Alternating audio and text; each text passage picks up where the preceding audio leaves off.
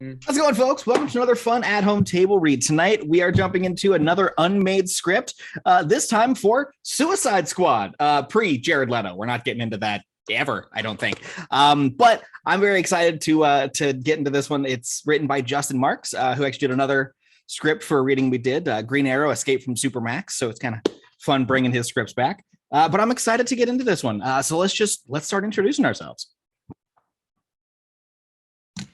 I'm Angie, and I'm reading action description. I'm Mike. I'm playing Lawton, or Deadshot. I'm Katie. I'm playing Flag. Hi, I'm Anne. I am Waller. I'm Logan. I'm going to be Harkness. I'm sorry in advance for my bad Australian accent. I'm Eric. I'll be Rustam, whoever that is. And I'm Jen, and I'm going to be Mindboggler, and I'm also going to apologize for my Russian accent. All right. Well, Angie, take us away. Suicide Squad by Justin Marks, based on the DC Comics characters. Fade in. Exterior, Ashmara. Aretha? Day. North Africa. Hot, crowded, dusty streets. Vendors hawking goods outside of packed storefronts. And through this scene passes a beat-up Toyota SUV.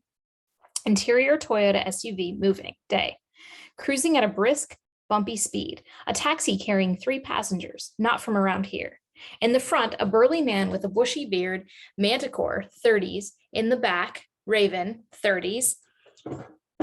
Lean, Middle Eastern with a compact athletic build. And next to him is Rustam, 30s. He is the one we should be worrying about. Intense psychopath. The man in charge. They are flipping through schematic blueprints. The driver, young, probably 16, glances at the rearview mirror, curious as to what his passengers are doing. All he gets is a dead stare from Rustam. Averts his eyes. Finally, Rustam snatches the blueprints from his partner's hands and holds them to a lighter, burning them as he. Exterior streets of Ashmara Day. Tosses them out the window. The fireball settles to the ground. The SUV drives off. Exterior Ashmara Airport, front curb, day. African soldiers monitor the airport. 50 caliber guns ready. The Toyota SUV stops in the crowd. Its 3 passengers disembark and disperse without looking at each other. Exterior airport runway, day. A Gulfstream G550 touches down on the tarmac, Russian lettering on the side. It taxis towards a petrol kiosk. Continued.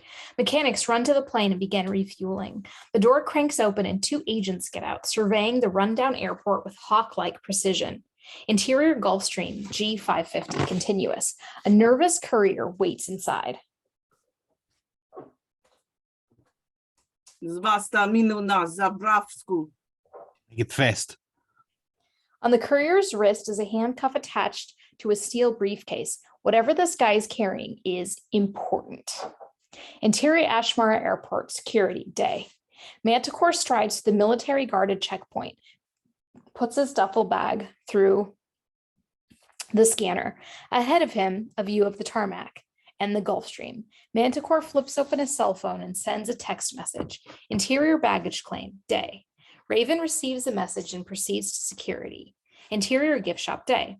Rustam is standing by a magazine rack. In the mirror, he can see 4 armed soldiers chatting behind him. Interior departure terminal, day. Manticore carries his duffel bag out of security, kneels beside an outlet and pulls out a flash drive. It pulses with light as if something were alive inside. He begins wiring it to an AC adapter. Interior security checkpoint, day. Ravan crosses through the metal detector and it rings, alerting a soldier who cautiously approaches. Ravan extends his hands, waiting for the search. Interior departure terminal, day. Manticore has finished tethering the wires together and plugs the flash drive into the AC slot. Interior security checkpoint, day. Just as the soldier pulls open Raven's coat to reveal dozens of knives fastened to his chest via pull-away straps, all shapes and sizes, none of them friendly looking. Interior departure terminal, day. The flash drive engages. We see the lights pulsing as if the living thing inside it were suddenly being released into voltage. and interior security monitor room day. Surveillance monitors suddenly cut out. The hint of ghost-like face belonging to Djinn. He has the soul of a man, but he's not a man. He's a living computer virus. Interior security checkpoint day. The soldier backs off Ravan. The lights go out. Interior gift shop day. The gift shop goes dark around Rustam. Then a white light slices to the pitch black, cutting through the soldier's flesh. We see nothing, but we hear everything. Interior departure terminal day. Manticore tosses a soldier into a wall. Another raises a sidearm and fires, but the bullet bounces off Manticore's shoulder like a pinball.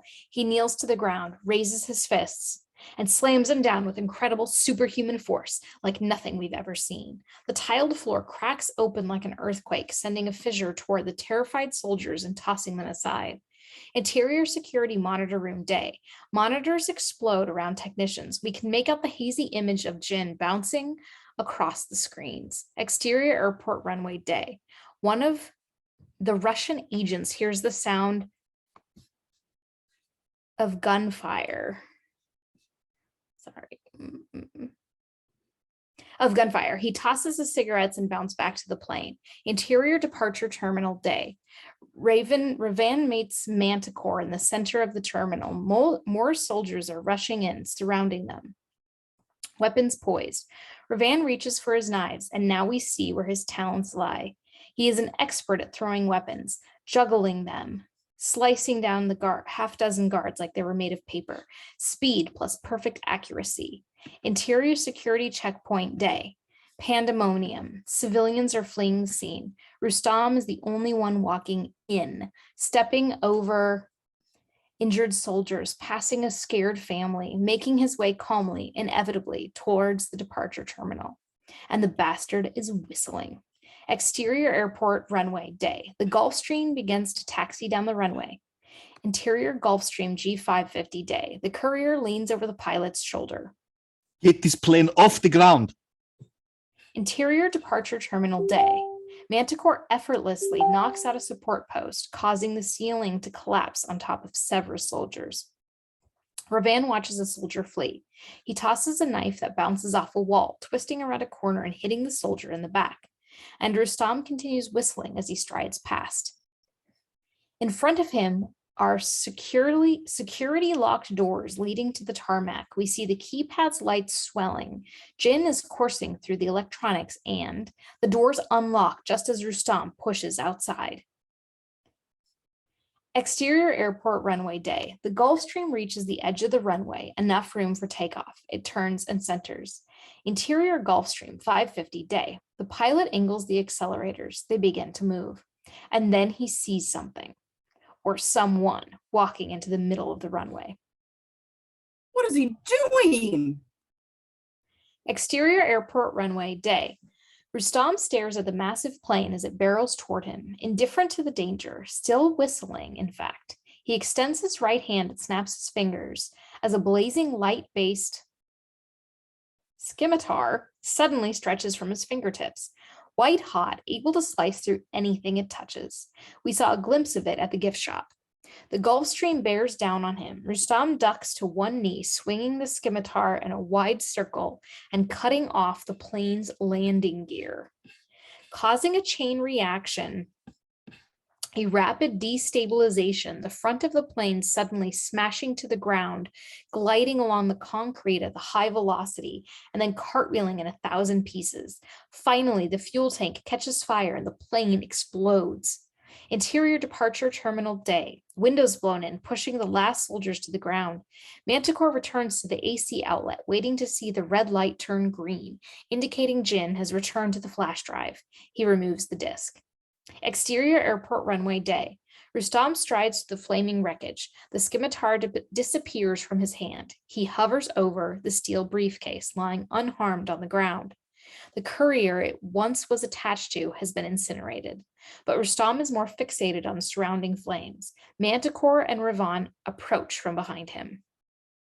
Isn't it beautiful? They pause. Rustam breathes it all in, absorbing the carnage, relishing the silence of its aftermath. Then he turns and walks away. Manticore lifts the briefcase, carrying it with him into the smoke as we dissolve to exterior 93 Highway night, Boston. A more familiar setting. Rain bogs down nighttime traffic. A sedan idles on the side of the highway where a thuggish bodyguard is waiting, a coat clenched tightly. A Range Rover pulls over onto the shoulder, hazards flashing. Several thugs get out. Among them is Vincent Tartaga, 40s. He's a powerful crime boss, but it looks like he hasn't had a good night's sleep in some time. What happened?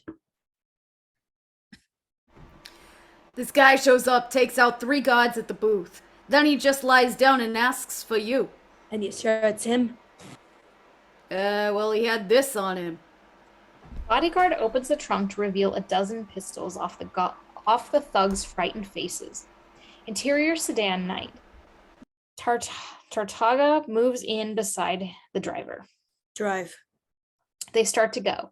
Behind them, the Range Rover follows. There are 2 thugs in back, flanking a tied-up man in a hood.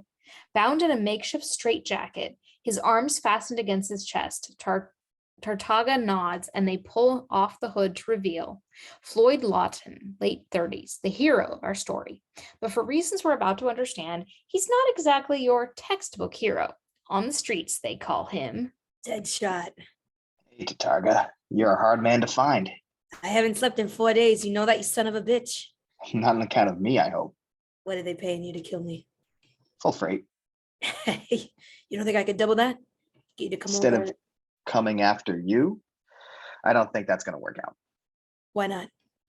Because I got a reputation to keep. Maybe when I'm done. How's that? When you're done, I'll be dead. Yep. Then I don't think it's going to work out. One of the thugs grunts a laugh. Tartaga isn't amused.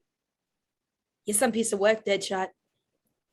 Ballsiest contract killer I ever met. They ought to give you some kind of memorial. Monument. Huh? Memorials are for the dead. They give monuments to the living. I'm not dead, so I get a monument. Who the hell cares if you live in or dead? Are we speaking grammatically, or is this a new subject?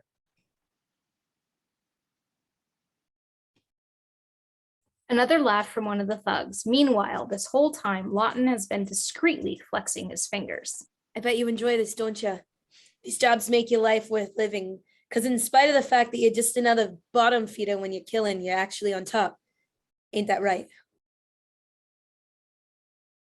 Lawton shrugs, seemingly indifferent, but there's pain beneath the surface. He studies his surroundings. What's this? Armored exterior? Yeah. So what? It's nice. Tough to shoot through, though. Couldn't hit you from the outside. Lawton props his feet against the seats in front of him. Hey, what are you doing? I'm bracing myself. You guys might want to as well, in case you're still breathing when we hit.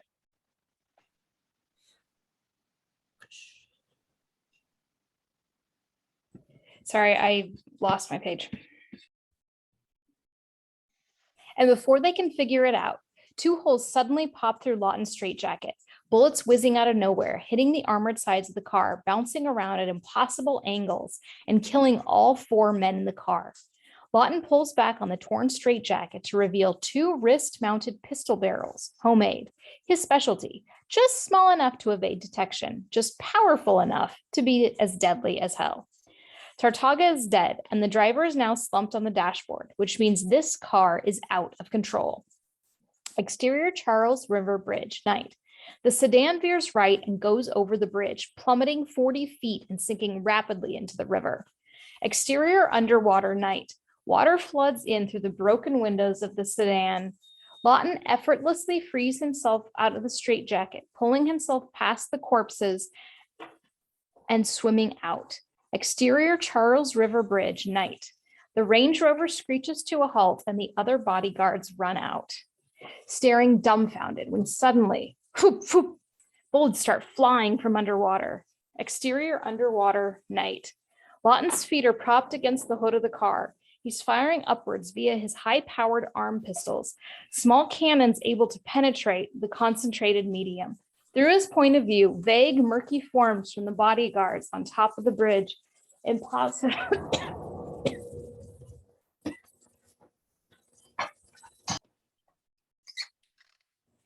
Through his point of view, vague, murky forms of the bodyguards on top of the bridge. Impossible shots, but not for him. One, now two dead figures plummet into the water. Exterior Charles River Bridge, night. The last standing bodyguard hysterically raises his rifle and fires blindly, emptying his entire clip, watching the water to see if anyone floats up. But instead, one more bullet hits him right between the eyes and he falls like dead weight, splashing unceremoniously. Exterior Charles River embankment moments later. Lawton crawls on shore as sirens rise in the distance. He looks back, indifferent, a man who truly takes no pleasure in the joys of his work. He limps away. Exterior North End Diner, night. A quaint all-night diner in a quiet part of town. Must be 3 a.m. by now. Rain is still pouring down. Interior North End Diner, night. The door chimes as Lawton steps in, drenched from head to toe, but who's going to notice with all the rain?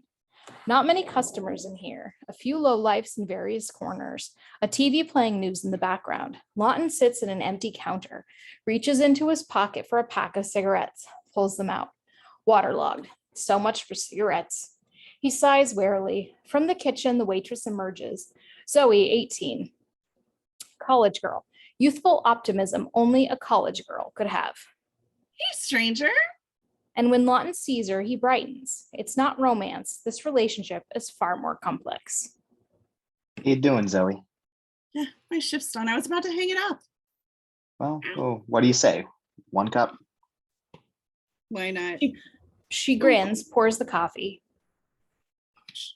Why not? Raining crazy out there, right? Anyway. How's school? You graduate yet? Start a BU this fall. Really? What's your major? Not sure yet. Psychology, maybe? I always took you for an artsy kind of girl. Yeah, well, artsy kind of girl doesn't pay the rent, I guess. Is that what they say? That is. How about yourself? Still selling, what was it? Pharmaceuticals? Oh. He darkens slightly, then settles for the lie. Yeah. Same old. He kicks his wet shoes. There's a fatigue here, a sense of regret over life choices. And while Zoe doesn't know what she's reading, she reads right through him. Floyd, are you going to find yourself a new job? Something you actually like for a change? Lawton wishing it was that easy, covering with a joke. I don't know. You guys hiring? Zoe laughs, checks her watch. Okay, I got to get up early. Hey, this one's on me. I'll see you next time you're in town, okay? Sure thing, Zoe. You good? For a moment, it looks like he wants to say something else. We can hear him hanging on it, but finally. Yeah.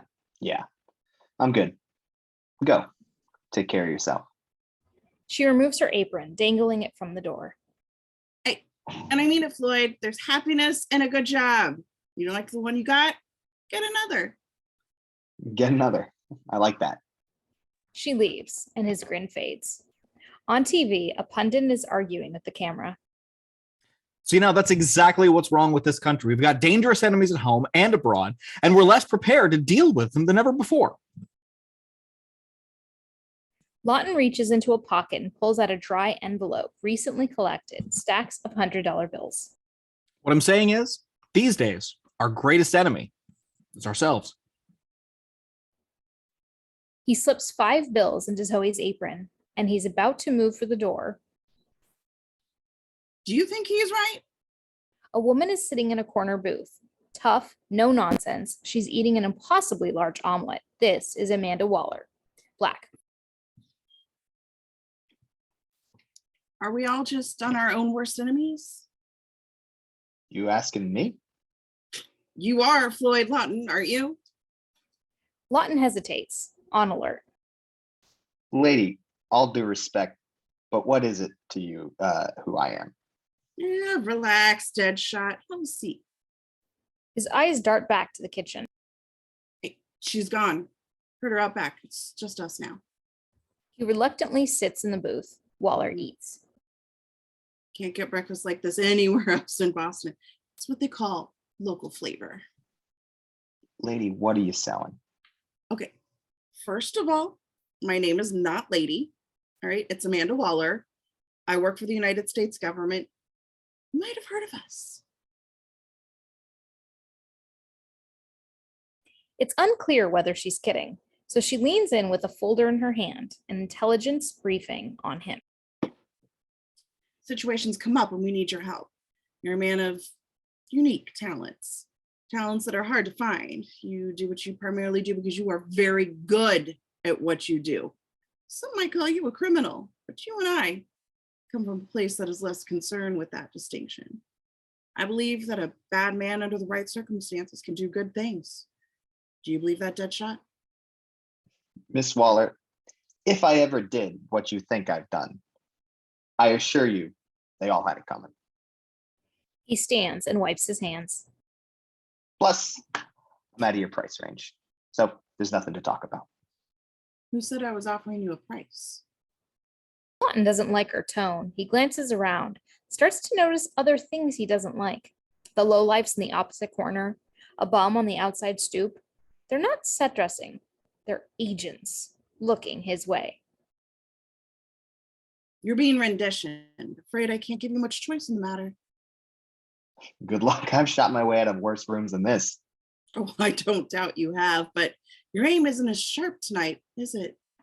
He laughs, starts to raise his hands when he notices the room is spinning. His vision is blurred. He looks back at the cup of coffee he drank from. Well, please don't think this is any bearing on my respect for you, but you have to understand I couldn't leave anything to chance. And he drops to the floor. As Cage the Elephant's Ain't No Rest for the Wicked comes blaring into the soundtrack, we fade to exterior military helicopter night, our opening credit sequence. Lawton drifting in and out of consciousness, fastened by a heavy metal restraint inside a bumping chopper. Dropping in low over a misty bayou. Exterior Belle Reve prison night. A steel fortress emerges from the steam. The Belle Reve prison for superhumans. A high security facility built for criminals with extraordinary talents. Armed guards rush forward to greet the chopper. Interior Belle Reve prison. Welcoming counter. Night. Lawton, handcuffed and groggy, his belongings being thrown into a cardboard box by a desk man who reads them off.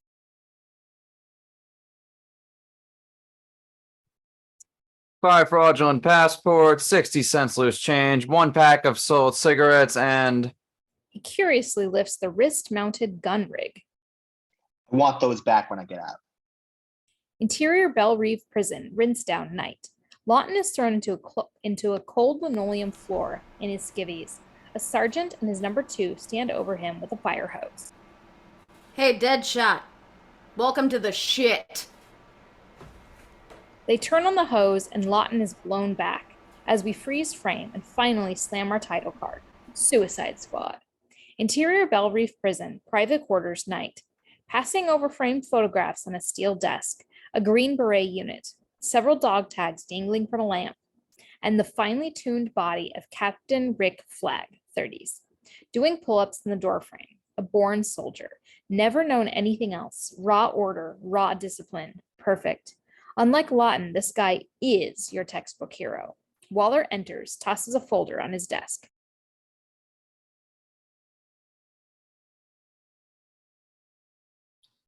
They're all yours, Captain. Flagg picks up the folder, not a man of many words, flips through, turns to regard a wall of monitors, a complete view of A block, where interior Belle Reve prison, up A block night. Lawton is being paraded down Broadway, recently deloused. Cat calls from all sides, tough prisoners yelling out from behind steel bars. He could give a shit. Interior Belle Reve prison, holding cell night. Lawton is tossed into his cell, the doors slammed shut. He rises, looks around, about to touch the bars when... Wouldn't put me hands on those bars, mate. Digger Harkness, early 20s, sits in an adjacent cell. Australian. His hands are immersed in solid lead gloves. Might get a bit of a surprise. He gestures to another cell, where a big man is pacing like a wild animal. He's testing each bar, getting an electric shock each time. Blockbuster, he can take it. But you, I don't know. Takes a special kind of toughness to make it in here. I ain't sure you got it.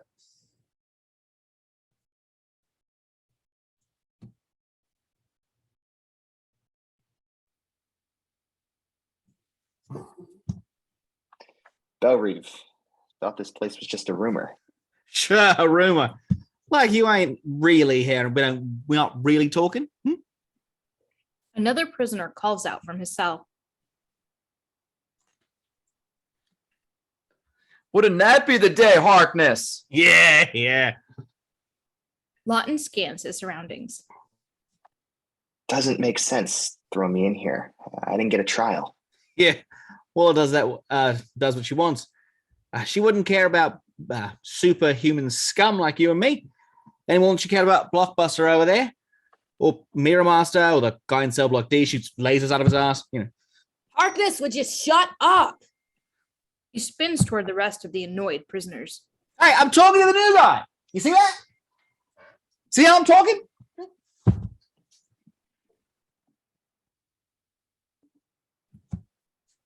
No, we hear how you're talking. It's all we hear all the time. Hey, if I didn't have my hands in these oven mitts, I'd come up there and show you what happens when I stop talking. You follow? Oh, I'm real scared. Turning back to Lawton. Sorry about that. Bunch of lunatics in here. All of them want a piece. But you see, I can't have it on account of the condition. Waldman won't let me have no fun. She mentioned something about a job. You heard of that? Laughing his ass off. Sure, a job. Yeah, maybe she'll have you scrubbing floors for the rest of your life. Sounds like a waddle job to me. New guy gets me every time. Lawton leaning back, wondering just how he got into this bullshit situation as we cut to interior Belrive prison holding cell night. Prisoners sleeping in their cells, Harkness snoring away. Even in his sleep, he's loud as hell. Lawton is wide awake, staring at the ceiling, when he hears a hissing noise. From a vent above, a purplish gas flows into the cell, a toxin, which reaches Lawton's lungs and he passes out to black. Sounds of children's laughter, vague, distant, and then interior Belrive prison, med lab, night. Blurry shots of doctors working on the prisoners. Lawton groggily looks about. His hands and legs are tied. A doctor is inserting a tube into his arm, and we fade to exterior Boston playground, day, dream sequence, memories of children playing, a jungle gym, a seesaw, a little girl going down a slide in slow motion, and a younger Lawton, hands stuffed into his pockets, watching from across the street as we slam back to interior Belrive prison, hangar, day, a bright, shining light. Lawton sits up, no idea how much time has passed. He's laying on the floor amidst a dozen other prisoners. Harkness is there, as are a few of the other faces we've glimpsed. They're groggy, disoriented. There's a scar in their forearms, but more on this later. Spotlights slam on around them. They are inside a hangar, surrounded by armed soldiers. Rise and shine, jailbirds. And Rick Flagg steps forward, a drill sergeant's scowl, our first time beholding this bulldog in his element. You talking to us, mate? Yeah, I am. What is your name? How come you don't know my name? Flagg, staring through Harkness, pure contempt. And for a brief instant, we have no idea what he's going to do, until he swipes Harkness's legs, lying him out with a bout to his throat. A swift and efficient takedown. You listen and you listen good. I don't know where along the path of your wayward little life you took a wrong turn, but it is my job to show you back into the light. Am I getting through to you? You gonna show me the light? Sir. Excuse me? You gotta show me the light, sir. Who the hell is this dingo? Flagg steps off and walks into the line of prisoners. Good news and bad news, maggots. Bad news is that you're all dead. Sentenced to death row for depraved criminal acts too vile to mention. Within 1 year, none of you will be breathing. That is the guarantee. Letting this settle in. But here's the good news. You're not dead yet. And you've been selected for a special new program at Belrive. It's called Field Rehabilitation. Rehabilitate what? You do one mission for Uncle Sam, help us get the job done, and we commute your sentence. What, you mean like we don't die? No, chances are you still die. But this time, you do it for your country.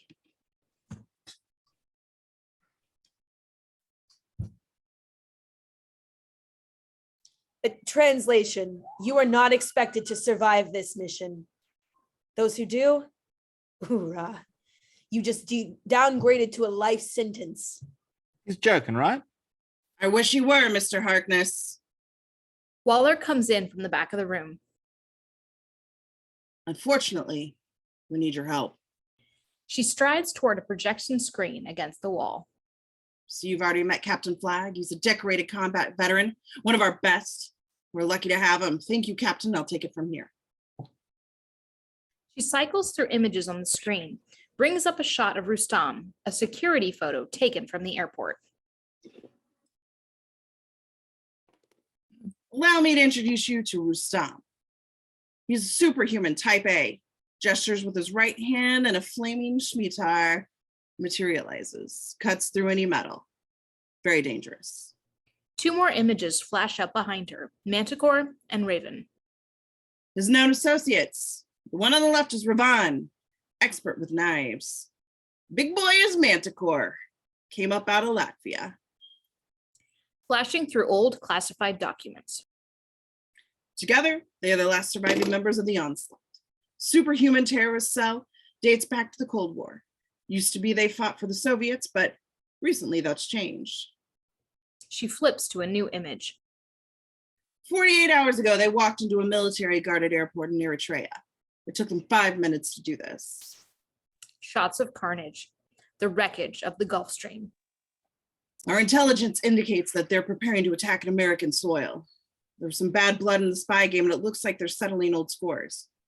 We need you to stop it from happening. Lawton finally speaks up. Why is this our problem? You have a concern, Mr. Lawton? I just thought you people had, people for this kind of thing. It's a bit more complicated than that. Oh, yeah? So why go to us? Waller and Flag exchange a look. Lawton catches it. You don't have another choice, do you? Mr. Lawton, you have no idea. Turning to the rest of the group. Your mission is to kill, not contain. I don't need any heroes out there, so you people should just fit in fine. All you have to do is your best. Unless anyone has any sort of conscientious objection. Harkness raises a hand. Yes, Mr. Harkness. Hey, Miss Waller, sorry to bother you. It's just I for one have been grappling with this objection you're referring to. Like maybe I've been cured of my violent nature, Waller's not in the mood for his sarcasm. I see. You've become a pacifist. What's that? Someone who dies in prison because he isn't willing to cooperate. Well, not when you put it that way. Get back in line, Mr. Harkness. And he does. Waller turns to the rest of them. Let me make one thing abundantly clear. The United States does not owe you anything. We don't owe you explanations, and we certainly don't owe you the kind of charity you're being offered right now. So you're welcome. Scratch our back, and we'll scratch yours. She starts to leave with Flag. Guards move in with cuffs. Auditions will be held at 1800. Good luck, everyone. A guard clamps Lawton's hands with a long chain. We see he has managed to conceal extra slack in his fist. Just a few inches, but it's all he needs. Interior Bell Reef Prison corridor day. The prisoners are escorted down a long hallway. Lawton is looking for angles, whispers to Harkness. On my word, we go. Oh, what do you mean go? Then they turn the corner and Lawton leaps into action, knocking into one of the guards and throwing him sideways. Another draws his pistol, exactly what Lawton was waiting for. He unleashes the chain slack around his neck, using the guard as a hostage while taking his gun and shooting a third guard in the hip. Harkness, get on it. But Harkness isn't moving. In fact, none of the other prisoners seem interested in helping out. They're afraid. And as Lawton realizes he's all alone, a guard slams him in the head. Interior Bell Reef Prison, interrogation room, day. A bruised up Lawton is dropped in a seat across an aluminum table. The guards leave him as Rick Flagg walks in, a file under his arm. He puts his hat down on the table, neat and creased. You again, huh? Few surprises in this file. Flips the folder open. Says you were trained at Baton Rouge. I came up there myself. Okay. What's that make us? Dishonorable discharge. Worked your way in the private sector, 6 years in Panama, 20 kills attributed, all perfect shots. You enjoy what you do? It's a job. What does it get you? Gets me paid, doesn't it? You ever thought of taking on a more honorable profession? Honorable. Like what? Killing for you instead of killing for me? For your country. Yes. Lawton seems amused by the thought. Let me ask you something. How many honorable soldiers know the names of their victims? Because I know the name of every asshole I've ever put down. That doesn't make you a hero. Right. It's the bars on your shoulder. So what? I used to have a pair myself. Maybe someday we'll even bury me with them. Put me in a cemetery with all those little flags on top. What makes you think you should be buried within sight of those men? Lawton knows he's at a sore spot. He grins. I like you, Captain. Why is that? I don't know. Maybe just a scratch on your collar. That brass polish routine. Or maybe it's just the way you look at a jerk like me and want to tear me apart. Lawton leans in for the kill. But I'm curious. What exactly did some clean-cut Green Beret have to do to get stuck with us? Flagg glaring back. There's an answer here, but he's not going to give it up. Instead, he fights back. Plenty of questions I could ask you too. Like what is a photo of Zoe? What is some low-life hitman doing with a girl like this? Lawton suddenly goes stone cold, vulnerable. Sad story. Raised herself, mom was a call girl. She never knew her father. And after all these years watching her from afar, how come you never once worked up the balls to tell her it's you? Lawton, dead inside, shutting down. We done here? I guess so. Flagg stands, bangs on the door. I should warn you, you're on this team whether you want it or not. Waller says if you don't cooperate, she'll go to public with your arrest. The guards come in and pick Lawton up, face to face. It's what you're afraid of, isn't it? Having that girl learn what you really are. Shattering any bullshit illusion that you two ever had a chance together. Lawton, flinching, death in his eyes. You think you could break me? Good luck. And he's pulled out the door as we dissolve to interior Midwest hot dog restaurant day, St. Louis. An empty fast food establishment. No customers, no clerks behind the counter.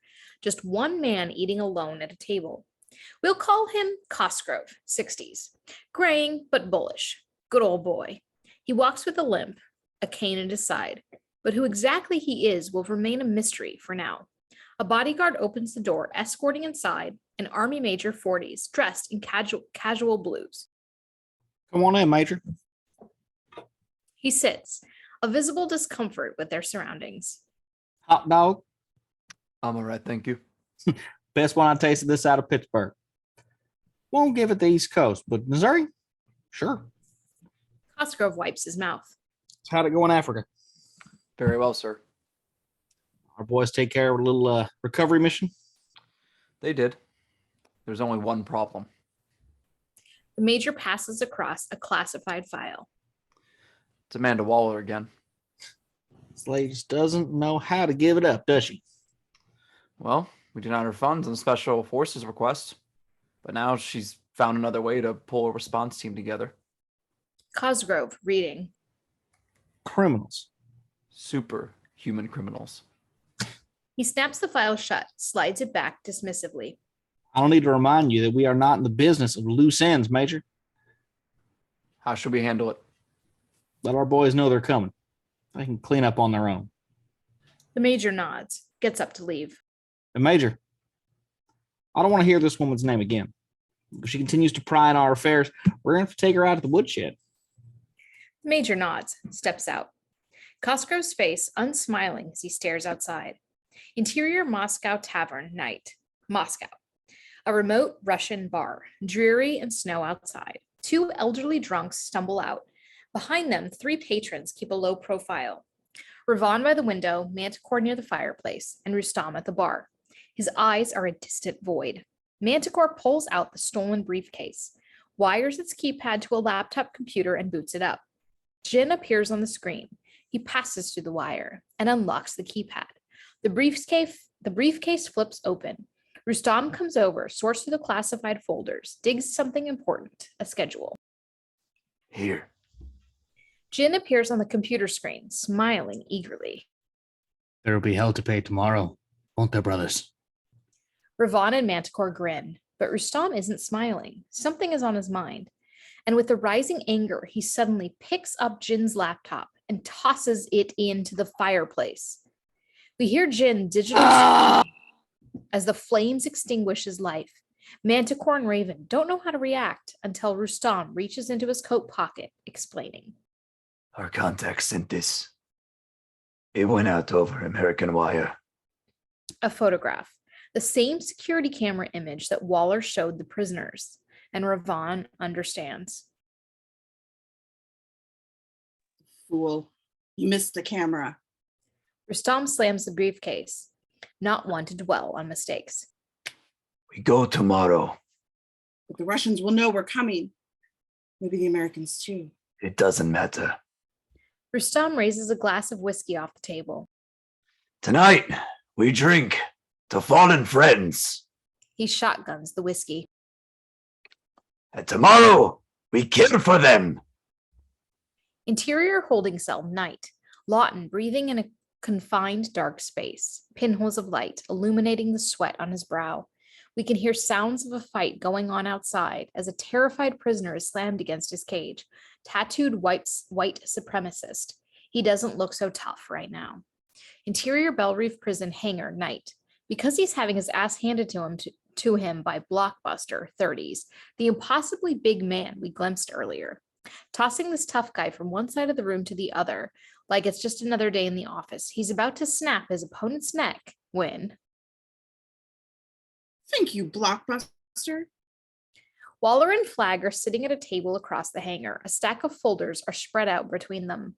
Blockbuster tries to snap his neck anyway, but... I said, thank you. That'll do. He grudgingly steps off. Blockbuster? That's what he goes by. Played with chemicals when he was a kid. Made him stupid. What made him strong? I could use a body like that. You won't get much of a brain. Flag puts Blockbuster's file into the yes pile. Who else do we have? Interior Bell Reef prison, hangar, later. A pylon. 12 identical prisoners are taking on a single prisoner who doesn't stand a chance. Within moments, he is overwhelmed and defeated. The 12 men step away, drawing closer, and then, merging into the body of one man, he is Multiplex, 30s. Nice trick. Very. Interior Bell Reef prison, hangar, later. A Middle Eastern prisoner is wielding a javelin. His adversary is a capable fighter, powers TBD, but the Middle Eastern parries so fast that he leaves a blurry trail, moving at a supersonic speed and knocking his adversary on his back. He steps off, victorious, and bows, so fast we barely have time to register what we saw. This is Jaculi, 30s. Flag nods, impressed. Interior Bell Reef prison, hangar, later. A terrified prisoner is trying to hide from. A strange floating shapes, hallucinogenic colors, objects rocking in and out of focus. He can't tell what's real and what's not, and he finally screams out. Get out of my head! As a punk-looking blonde girl, 20s, kicks him on his back and stands over him. This is... Leah Wasserman, aka Mindboggler. She blinks and the hallucinogenic shapes disappear. You do not Want her inside your head. She's a telepath, huh? Best there is. Flag drops her folder in the yes pile. Interior Bell Reef Prison hangar. Later, another cell opens. Harkness comes out. You've already met Digger Harkness, expert with throwing weapons. On the street, they call him Boomerang. Why do they call him that? A guard removes the metal bindings from Harkness's hands. He rubs his fingers together and plasma boomerangs appear. He spins them nimbly, ready for his adversary as another cell opens, and we pan up along shapely legs of a gorgeous African beauty, 20s, petite figure, strong and self-reliant, doesn't talk much to others. And who's that? Mari Jiwi McCabe. She's able to mimic the skills of animals. Call sign is Vixen. Call sign? She was CIA till she turned and killed her handler. Off Flag's look. Harkness sneers eagerly. Too bad. Thrown in a lane with the lions. Vixen, staring back indifferently, her eyes suddenly reshape into a feline slant. Note, her eyes will assume the form of whatever animal she imitates. Harkness throws a boomerang. It spins toward her at lightning speed, but she ducks with cat-like reflexes. It spins around the room, almost hitting Flag, then it lands back in Harkness's hands. He throws it again. This time Vixen leaps through the air, her throat emitting a tiger's growl as her fingernails turn to tiger claws, slicing the boomerang mid-air, landing and rolling into Harkness with lightning speed, claws at his throat. Groovy. She starts to return to her cage when Harkness quickly slices a boomerang against her ankle. She pauses, irritated. Harkness grins. Oops. She kicks him in the face and begins pummeling him. You think we should? Harkness tries to call free, helpless. I can't tap it out. Until Vixen finally settles down, sits in her cage. Can she be controlled? To be honest, she's the only one I have any hope for. She swears her crime was justified and she wants to earn a second chance. Justified. Well, relatively. Her handler made a pass at her before she tore him apart. Interior Bell Reef Prison hangar. Later, Waller pulls out the last folder. And then we're back to him. Lawton steps out of his holding cell. He is handed 2 pistols, opens the clips to reveal rubber bullets inside. Another prisoner, Parish TBD, gets ready for a fight, but Lawton isn't having it. He discards the pistols. Sorry, I don't fight for free. Waller, watching him. Looks like he didn't respond to your threats. No, he didn't. He just wants us to know he's not happy about it. Lawton, getting beaten by the prisoner as we cut to. Interior Bell Reef Prison holding cell morning. A buzzing noise. 7 doors open and 7 prisoners step into the line. They will be our newly formed team. To summarize, Blockbuster, the strongman. Multiplex, the human replicator. Jaculi, the speedster. Mindboggler, the female telepath. It's a lot of names, but don't worry, our story is not going to feature them. Instead, we will emphasize Harkness, special weapons, Vixen, female with animal abilities, and Lawton. You know what he does. These are the 3 who should always be featured. Flag and a few armed guards pace past them. Welcome to the team, deadbeats. Now, if I can just say, I, for one, am honored and humbled and... Shut up, Harkness. Yes, sir. Flag, eyes on Lawton. What do you say? You ready to die for your country? Lawton, unblinking. I don't know. Are you? Flag grins eagerly. Sounds of pounding fade into Interior Bell Reef Prison, A block, night. The 7 prisoners alone in a dark room, listening to the thundering noises outside the door, like war drums. Interior Bell Reef Prison, Command HQ, night. A bevy of computer monitors, radar equipment, a giant readout showing each prisoner's position relative to Flag.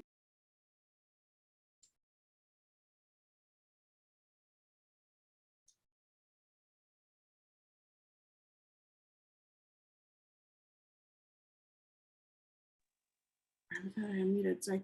This is what the onslaught was retrieving in Eritrea. Interior Bell Reef Prison, hangar, night. Waller is lecturing the 7 prisoners. On the projection screen, a file photo of the Russian courier with a briefcase attached to his wrist. This briefcase contained a shipping schedule for a very classified Russian weapon. Every few months, they transfer this weapon on a high-speed train to keep its location secret. We believe the onslaught intends to steal it. Schematics of a high-speed train flash up behind her.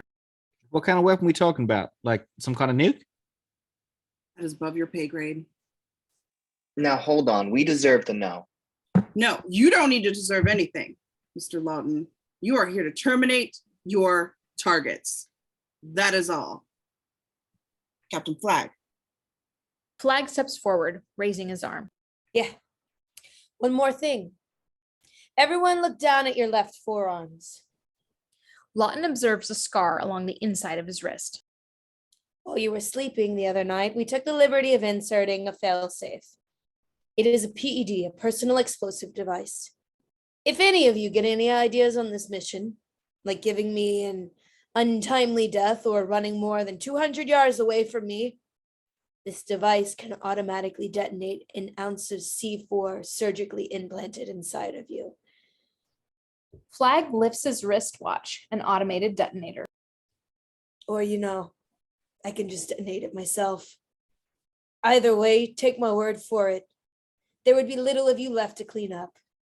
Incredulous looks between the prisoners. Lawton just stares at Flag, sizing up his adversary. We go in 2 hours. Get pumped, people! Interior Bell Reef Prison, A block, night. Back to Lawton sitting amongst the nervous prisoners. The thundering noises are almost unbearable now. On the metal door, bolts suddenly slamming open, and Interior Bell Reef Prison corridor, night. Guards in riot gear.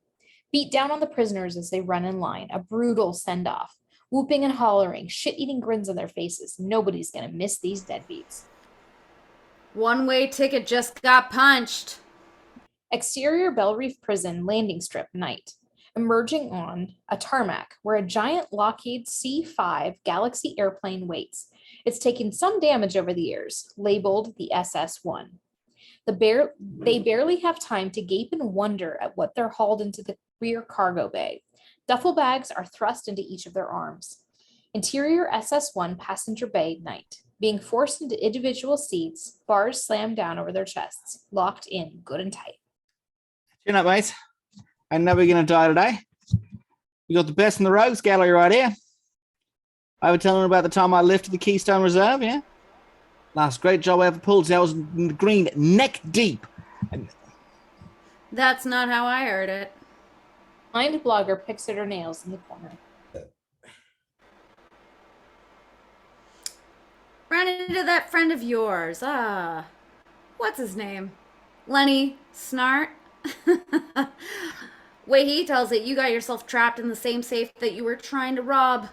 That true, Harkness? Now, don't mind old Mindboggler. She just likes to mess with your heads. Believe me, if I went in your head, there would be very little to mess with. Laughs from the prisoners. Harkness glares at her. Guess it's on then. I'm looking forward to it. Behind them, the hydraulic door begins to close. Exterior Bell Reef Prison, landing strip, night. Waller escorts Flag down the tarmac. The Russians think they can handle this themselves. They've put one platoon at the refuel station, another on the train itself. Won't be enough. We're in agreement. They reach the plane. Flag starts to climb in. And I've been working on our leads. Whoever's been feeding Onslaught their intel is running with top security clearance. Probably the same clearance it took to shut down my special forces requests. You really think someone on our side is helping these terrorists? Either way, it points to one thing. She tosses him the duffel bag. You're all we've got, Flag. Flag salutes and closes the door between them. On Waller's face, for a brief moment, a hint of desperation. Interior SS-1, passenger bay, night. Lawton closes his eyes as plane's engines whir up. An exterior Bell Reef Prison, landing strip, night. The SS-1 takes off through the hot steam of the bayou, which promptly dissolves into exterior Russian train yards, night. Siberia. A light snow coming down. Sounds of distant struggling fade into interior guard booth, night. An interior platoon of dead Russians in the aftermath of a skirmish. So much for anticipating the onslaught. Only one soldier remains, crawling along the floor trying to reach for a radio when Manticore steps on his hand. Rustam watches from the doorway, nods his consent. So the big man twists his foot. The soldier goes still. Rustam heads for the control panel. He's staring at a monitor, a map, where we see a green dot approaching. Exterior Russian train yards, night. Through the snow, massive headlights are getting closer, slowing down as they near the station. It's a high-speed freight train, military in nature, guarded with high-tech weaponry on all sides. Whatever this is carrying, they're not fooling around. Rustam steps into the warm light as we cut to interior SS-1 cockpit, night. Flag sitting silently behind the co-pilot. A personal moment, a soldier's private ritual on the eve of battle. For Flag, this means pulling out his dog tags. We saw them in his quarters. Several of them strung together like a mysterious keepsake. He runs one through each of his fingers, registering them. Interior SS-1 passenger bay, night. The prisoners in various stages of anticipation. Lawton stares at Flag through a portal window, tilts over Jaculi, Middle Eastern speedster, next to him. I'd love to know what's up our captain's ass. Jaculi doesn't respond. Mindboggler answers instead. Way I heard it, he was some Green Beret hotshot, screwed up on a mission, and then got himself deep sixed. Really? Guess he's the best Waller could do on short notice. One hell of a mission we got. Lawton turns back to Jaculi. He's got a persistent twitch, his body blurring in fast motion. But other than that, he sits steadfast, closed off to the others. I'm Lawton, by the way.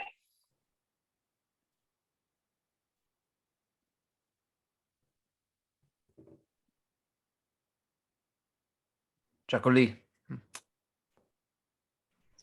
You Bedouin? I spent some time in the camp once, Dakar. Yes, I know it. Good fighters there. Very good camp. Lawton, noting this, making an assessment and whispering.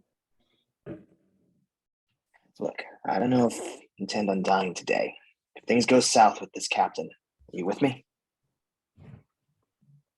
Cooley eyes him, running angles himself, then nods. A flashing red light overhead. The cockpit door opens and Flag steps in, fully outfitted now, handgun strapped to his vest, helmet with an LCD. All right, children, suit up. 2 miles from our destination. The various restraints lift off the prisoners. They flex, begin to rise, pulling out of their duffel bags, individual equipment. Each suit of armor is customized for the varying abilities of each prisoner. For example, Blockbuster has a very-duty Kevlar armor that only he could manage to wield. Mindboggler's helmet has a plate that allows her to spread her mind waves at greater radius. More on this below. Lawton's armor is equipped with his personal wrist-mounted pistol rig and plenty of ammunition. Here's how we do it. Once we get on the train, I want 2 teams. All radio frequency is blocked inside, so Mindboggler, you're going to be our comm system. Can you get in their heads? Can you get in our heads? Like this? I'm so sorry, Angie. I love you. I got Everyone excited. yells and grips their temples. Copy. Just lower your volume. Multiplex, you're the diversion. Give us numbers to hold down the Russians. They'll swarm the place, but they are collateral. Not on mission. I want no secondary casualties. Is that clear? Behind them, Harkness lifts another piece of gear out of his bag. A parachute. What do you expect us to do with these, by chance? Flag responds by slamming a button that causes the SS-1's tailgate to open mid-air, the deafening sound of wind howling in. I said we're 2 miles from our destination. I didn't say which direction. Everyone looks down into the snowy night sky. Gulp. Only way to get on a moving train is from above. No. Harkness, you're going. I ain't going. There's nothing you can do, okay? Remember, 200 yards. Flag indicates his ped watch, then suddenly throws himself out the door. The other prisoners realize they don't have a choice. They grumble and swear, rapidly grabbing the last of their gear and leaping off after him. Lawton hangs back a moment, making a plan. Stealing an extra parachute, slipping it into his pack, then running off the edge. Tracking with him is he. Exterior Russian airspace, night. Leaps into a full-on free fall through the clouds with the prisoners, tossing around wildly, trying to get control of their flight path, trying to stay together as the team. Complete clusterfuck disorientation. No sense of which way is up, nothing but the wind screaming at their ears. Interior Bell Reef Prison, Command HQ, day. Waller waits at the monitors, getting grainy video images.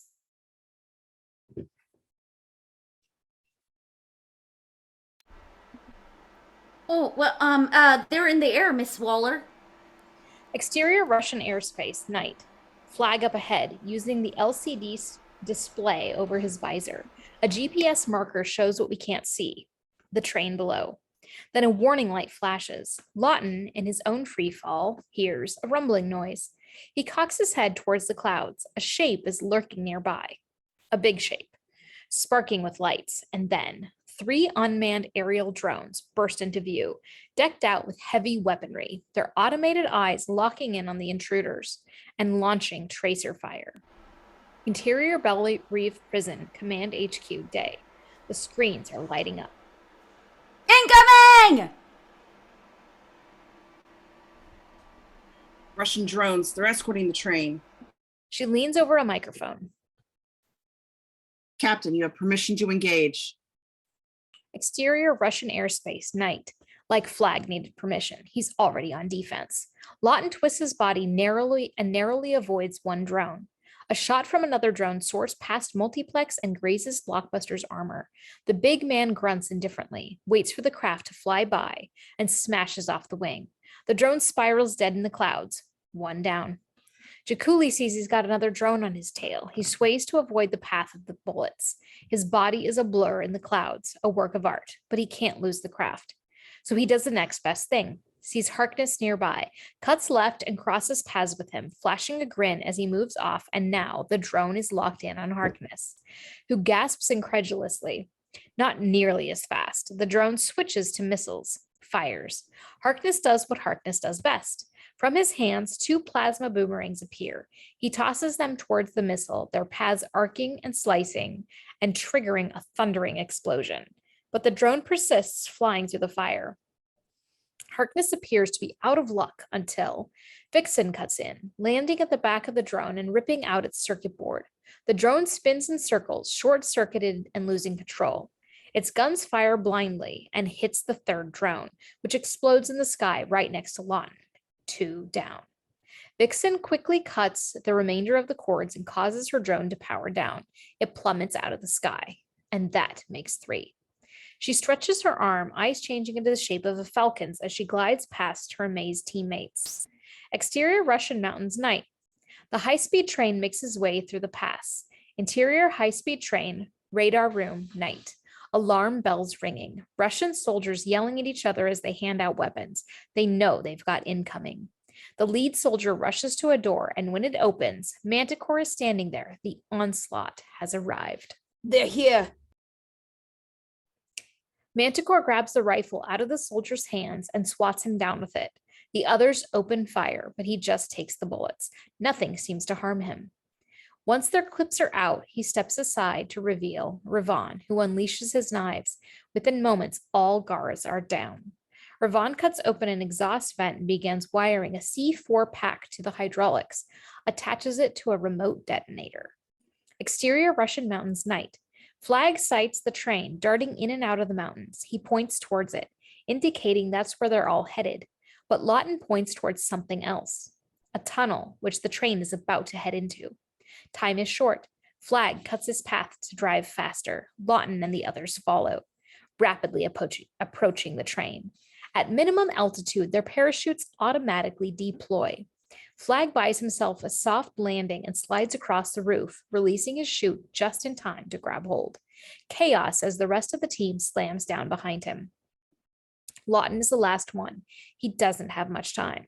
lowering faster, the mouth of the tunnel growing wider, feet on the verge of hitting the train, starting to cut his chute when suddenly the chute catches on the mouth of the tunnel, pulling him back. He's about to be thrown entirely, but Vixen reaches out and grabs him by the arm, holding him there. Lawton spins with his wrist-mounted pistols and shoots off the chute straps. Interior Bell Reef Prison, Command HQ, day. Waller watches on the as the monitors go blank. They're in. Dark until we hear otherwise. Good luck, Captain. Interior high-speed train, radar room, night. Windows burst open, and the team falls inside one by one, gasping for breath, crawling over each other, groaning in pain. Damn it, Flag. What the hell were those things? Safeguards. Security system. You knew they were up there and you didn't tell us? Flag doesn't answer because he's too focused on multiplex yelling in pain. Blood is pouring from his abdomen. He was hit. Flag kneels before him. We'll get you out of here.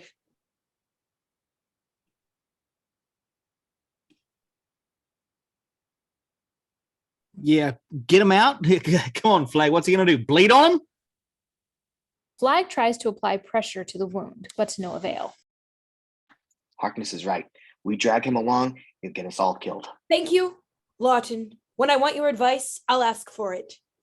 Suddenly, Blockbuster lurches forward. Without warning, without another word, he grabs Multiplex by the collar, lifting him with a surge of strength, and tosses his body out the open window, so fast that no one could do a thing to stop it. Flag, Lawton, everyone stunned. So much for Multiplex. I ain't dying for dead weight. Flag draws his pistol, plants it on Blockbuster's forehead. With his other hand, he lifts up the PED watch to show him the manual detonation trigger. You pull something like that again, I pull this. Are we clear? Mate, might want to see this. Harkness is standing a little ways off, beholding carnage. Bodies piled up, the aftermath of the onslaught's attack on the Russian soldiers. Guess your fellas got here first. Lawton kneels before the ripped open ducts nearby, That ain't all. studying the C4 wired into the system. I don't think they're planning on leaving much behind. But what is it? Detonators. Looks like they're trying to blow the brakes.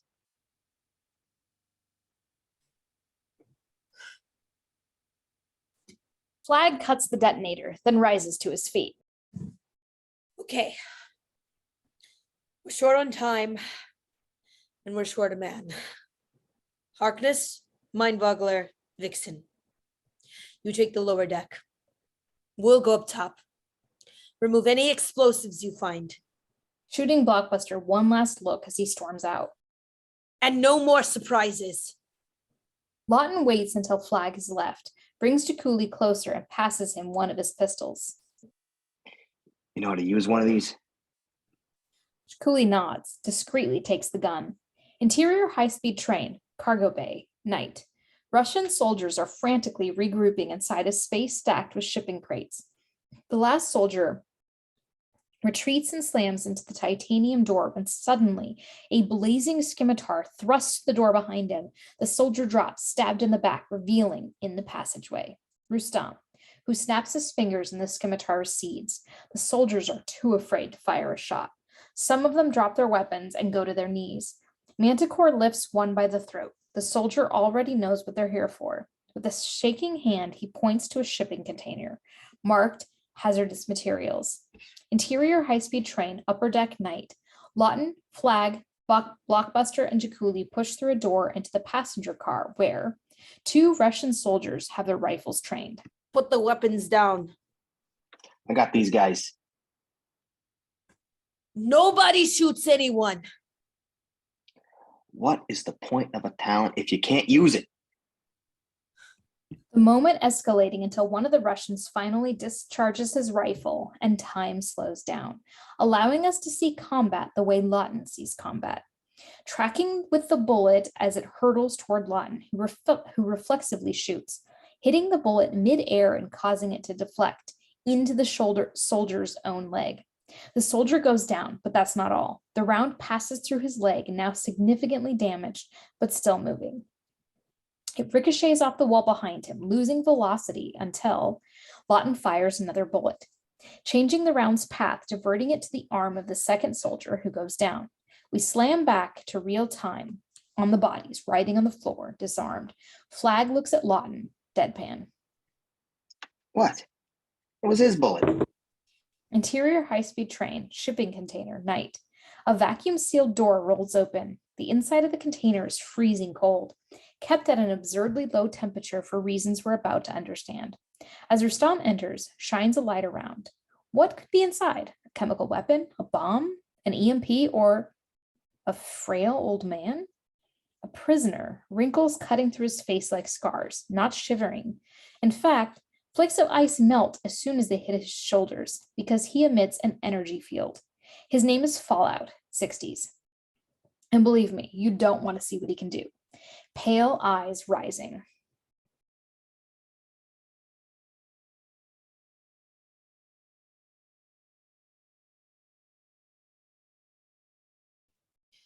My son. Rustam extends a hand. They share a powerful embrace. Interior high-speed train, lower engine room, night. Cate walks over the pipes and hydraulics. Harkness, Vixen, and Mindboggler walk in.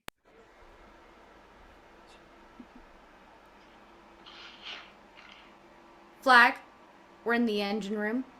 Interior high-speed train, upper deck, night. Moving through the corridor. Keep your eyes peeled. We've got plenty of secondaries up there. Interior high-speed train, lower engine room, night. Harkness walking with Vixen. Ain't much for talk, or are you? What is there to talk about? Oh, I get it. You too good for the rest of us, Vixen? I don't even belong in the same category. She suddenly kneels to the ground, eyes shaping like a wolf's as she sniffs the air. There's something up ahead. Creeping around the corner to two dead Russian mechanics, knives in their backs. Her ears perk up.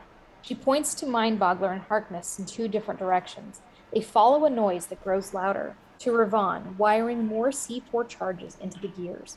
Harkness reaches for his boomerangs, making the slightest of noises, and Ravan hears him. Without even thinking, he tosses a knife behind him. Harkness cuts it midair. Ravan spins and responds with another knife, but this one, Vixen catches midair, snapping it in two.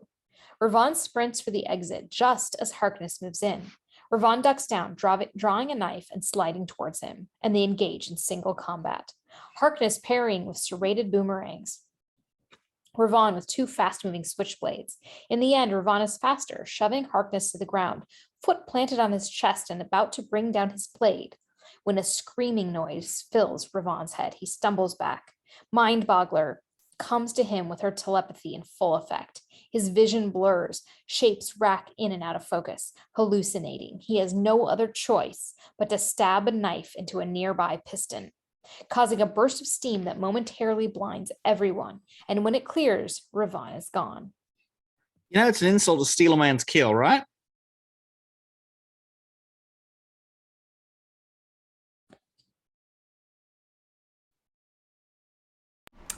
I'm muted still, but I certainly didn't mean to draw your manhood into question.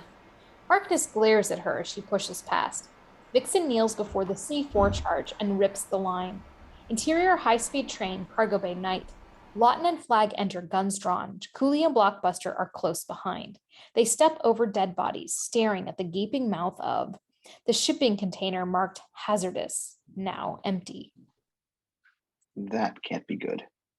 Flag looks around, no sign of Rustam, but then he notices someone else on the far end of the car. Manticore, he's waiting for them.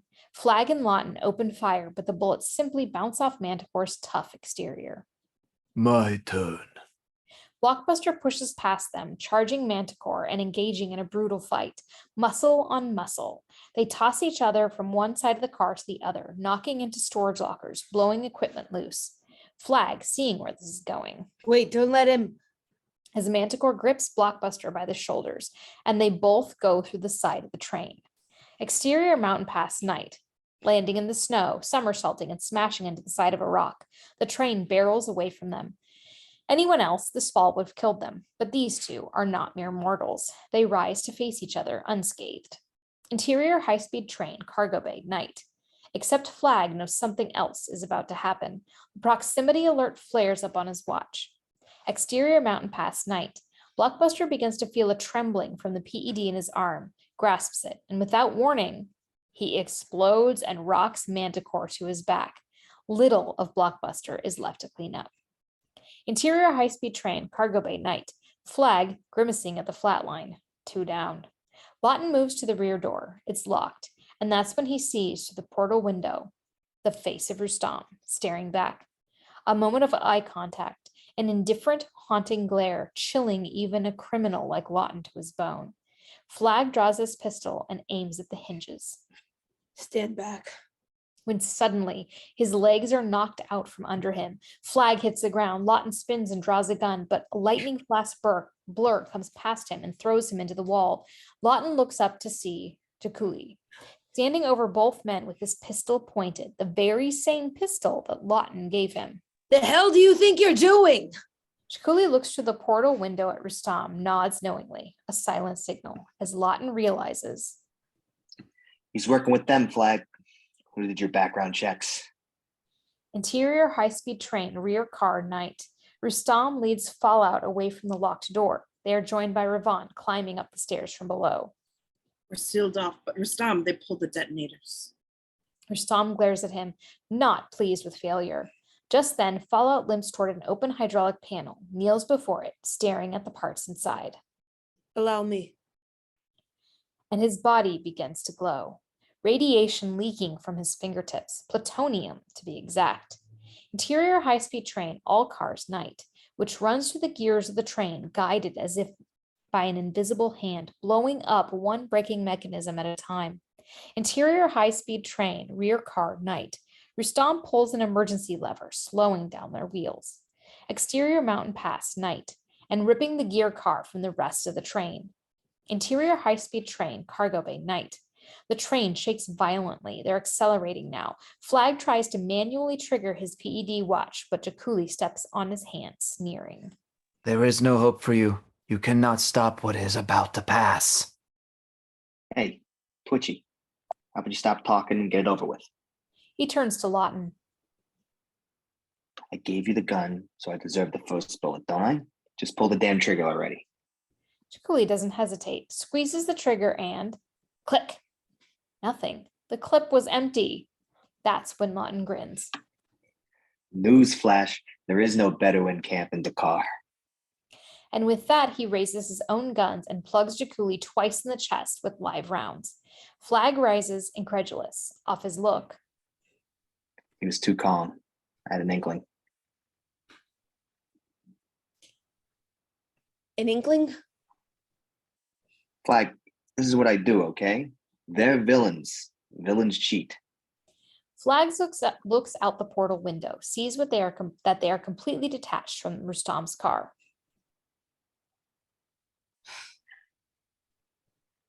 Mindboggler, you copy? Interior high-speed train, lower engine room, night.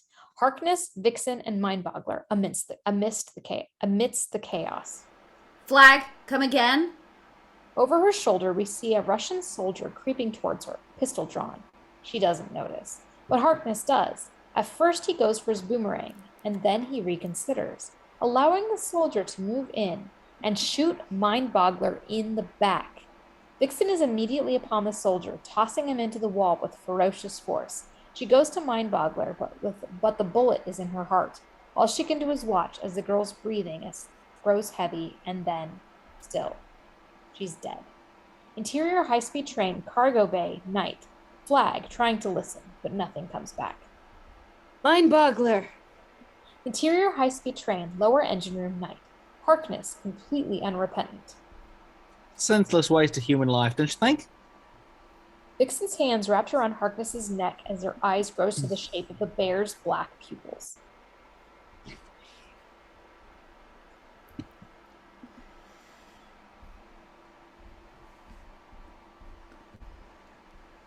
So literally my line, yeah? I could snap your neck with such incredible strength right now. But you won't, because you ain't my girls, right? Vixen glaring, releasing him. Interior high-speed train, cargo bay night. Flag trying to listen for Mindboggler. Forget it, Flag. The mission's blown. Lawton fumbles through a storage locker, tossing away useless gear and digging up C4 charges. He plugs them with a detonator and places them around the rear door.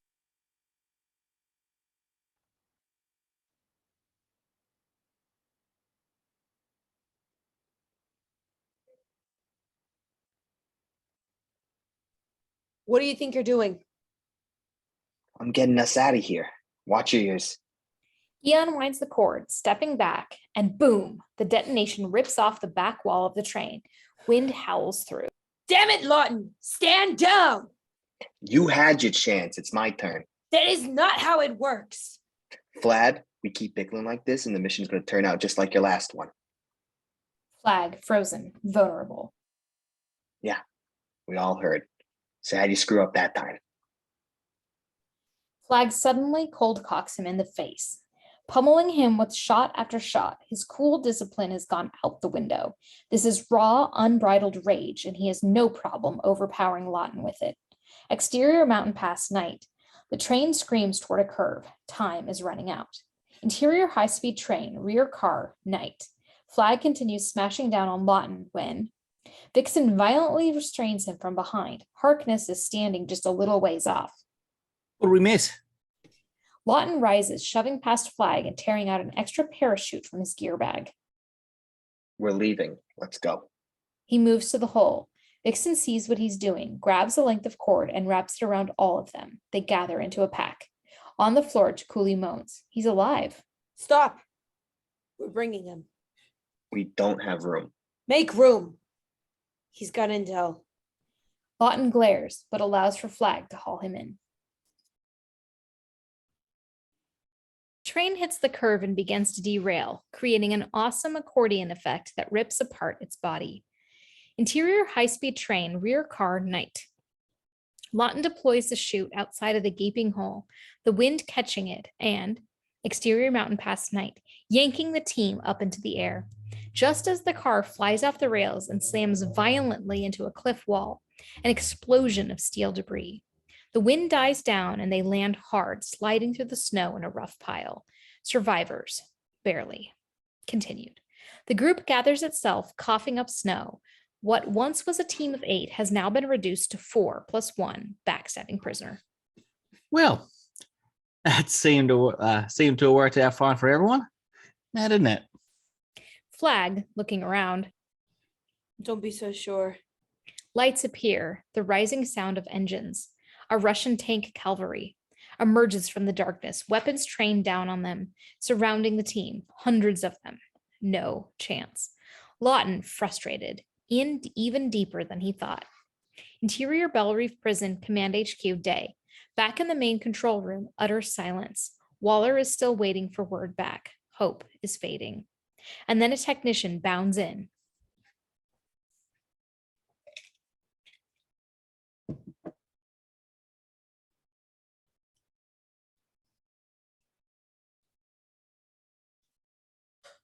Miss Waller, something just came over the Russian satellite. Turning to the monitor, footage of the train wreckage. This does not look good. Interior Pentagon private office, day. The same footage on another TV.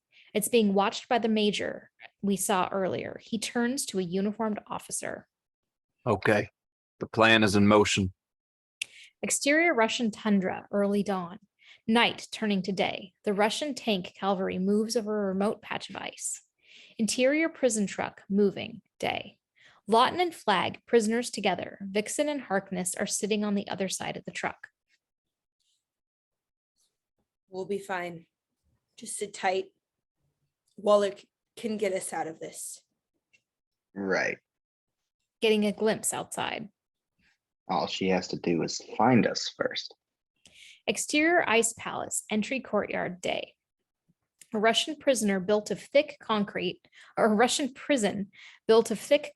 reinforced by ice growth. It's like something out of a medieval storybook. This is where you go when they want you to disappear. Interior Ice Palace, corridors, day. Lawton and Flag, bound by their wrists, are being dragged together down a long stone corridor. Interior Ice Palace, Commander's office, day. The Commandant 50s, a chubby Russian without the sense of humor, sits behind a desk. Lawton and Flag are attached to chairs with handcuffs behind their backs.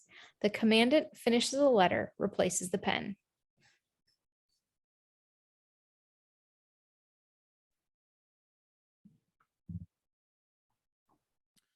You two are partners. No. Really? Which is it? No or temporarily? Lawton sighs, frustrated. Whatever he says. The Commandant begins rifling through the desk drawer. Your foreign intelligence has found many interesting morsels about your little group of friends. You are American, yes? Yes. He slaps down a folder. Rick Flag, Green Beret, in the last few years stationed at, Fort Leavenworth. That's right. Lawton clocks something. More on this later. The Commandant shifts his attention. And you are not American military. You are, Not supposed to be here. Bingo. The Commandant pulls out an enormous file and slams it down on the table, practically an encyclopedia. No. You are the great Deadshot. Lawton hesitates, not sure how this will be received, until the Commandant breaks into a wide grin. I may shake your hand, yes? At first, I cannot believe when they send your file, I say, no, it's not possible. Of all the reasons for you to come here, the man who never misses. He pulls out a binder filled with newspaper clippings. I have scrapbook. See? I'm big fan. Was good shot myself at the academy. Studied your kills. Everyone was like, work of art. Well, it's always nice to have a fan. God. The Commandant holds up a photo of a dead Russian general. This was you. Did you really kill the great General Orlovsky from 300 meters? Oh yeah, I remember that guy. Lawton. Actually, it was more like 250, but I was moving at the time. Lawton. What? Flag gestures to the wall, where we now see a framed photograph depicting the Commandant with his great General Orlovsky arm in arm at a wedding. They were best friends. Oh. Shit. The Commandant's smile fades. Just as much as I am about to have the worst Russian accent ever, is what I suspected. Listen, this is a misunderstanding. You need to reach your contact at the Pentagon. Her name is Amanda Waller. The Commandant ignores him, brutally grabbing Lawton and slamming his face down on the desk. Lawton drops to the ground with the chair still attached to him. Desk ornaments fall around him, a stapler, then the porcelain pen holder, various paperweights. I am very honored to have you and hers as my guest. Oh, you here as my guest. You and your friends, Mr. Man Who Never Misses. There is about to be an attack on the United States. It is imperative that you let us go. You do not talk! You derail Russian train, you kill Russian soldiers. Fine. And shoulders. Fine, call your superiors. They'll call the Pentagon themselves. Superiors! These men who relegate me to this ice palace, I have no superiors. General Orlovsky would never place me here. He is a good and honorable man, but General Orlovsky is dead. Because of you. And you are now stuck with me? It is very fitting, no? I will admit, it's a bit ironic. The Commandant kicks him again and steps back. Enjoy your stay. It will be long and cold. Interior Ice Palace, prison cell, day. Harkness and Vixen sit in an isolated cell made of stone. No windows. Harkness has been outfitted with a new set of iron gloves. They have files on everyone here. In the corner, Jaculi is heaving with great effort. I'm going to say, this makes Burly feel kind of cozy, doesn't it? Vixen, sullen and silent. Okay, look, Peaches, you want to have it out? Well, come on then, have a go at it. What's so wrong with me? You just let her die. Who? Mindboggler? Well, she disrespected me. What, you never killed no one before? Vixen, reluctant. Once. One time. Well, that's it. I made a mistake. Ah, you messed up. I get it. That's why you don't think you're like the rest of us. Vixen glares at him. Harkness grins. Let me ask you something. See, because I saw you fighting today. You ever wonder maybe you didn't mess up? Maybe you're like Beauty and the Beast all wrapped in one. And all this time you've been lying to yourself, saying you were good while the animals trapped inside are just dying to come out. You ever think of that? Vixen averts her eyes. Just then, Lawton and Flag are thrown into the cell. You know, that Commandant's a really nice guy. Enough of this shit. Flag heads over to the dying Jaculi, yanking him up and barking into his face. Who is your source? Jaculi coughs up blood, laughs. I have done my service to my brothers. I will see him again in paradise. I don't give a shit where you're going. Someone transferred you to Belle Reeve. Now I want to know who it was. Flag, give it up, would you? Flag rises, face to face with Lawton. Okay, Lawton. I understand your little worldview of self-preservation may have gotten you this far, but I still think the ranking officer on this mission... I don't give a damn about your mission. Didn't I make that clear? Abundantly. Thanks. You know what your problem is? You're too soft. You gotta lose the polish, bend the rules a little, like this. Lawton kneels beside Jaculi and shoves a finger into his bullet wound. How did you get in this crew? Jaculi screams out in horrific pain. Ah, good cop, bad cop. Now they're getting somewhere. But instead of caving, Jaculi begins to laugh. Oh.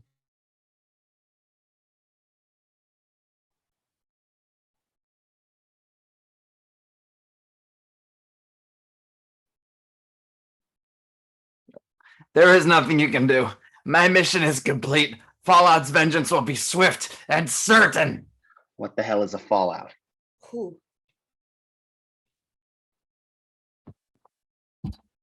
Lawton looks at Flag, curious. He's a man. He's the reason they were on the trains tonight. Fallout used to be their leader, but he's been in Russian custody the last 15 years. It was your CIA who sold him out. Jaculi sits up, glaring as he speaks. We were once errand boys, just like you. When Russia was our common enemy, the CIA gave us training, intelligence, everything we needed. Then the war ended, and we were taken out to rot. The United States wanted us to disappear. They helped the Russian bastards hunt us, slaughtered our brothers where they slept. The reckoning is fast upon them. Lawton starts to put it together, looks at Flag. Let me guess. Fallout was the weapon aboard that train. Yes. And what exactly does he do? He's a human nuclear bomb. Silence falls over the cell. Beautiful. It was a need to know. You know what else is need to know right now? What an asshole you are. These guys are stealing a walking nuke and you recruited us to save the day? Well, they didn't have a choice. Someone inside the Pentagon was backing them up. They cut her off funding. They cut off her funding. She was in a corner. Well, that's just great. Jaculi coughs violently on the floor. He's starting to bleed out. It won't be long now. Flag grabs him. Where the hell are they going to strike? It's too late. Flag, you're wasting your time. Damn it, Lawton, shut up.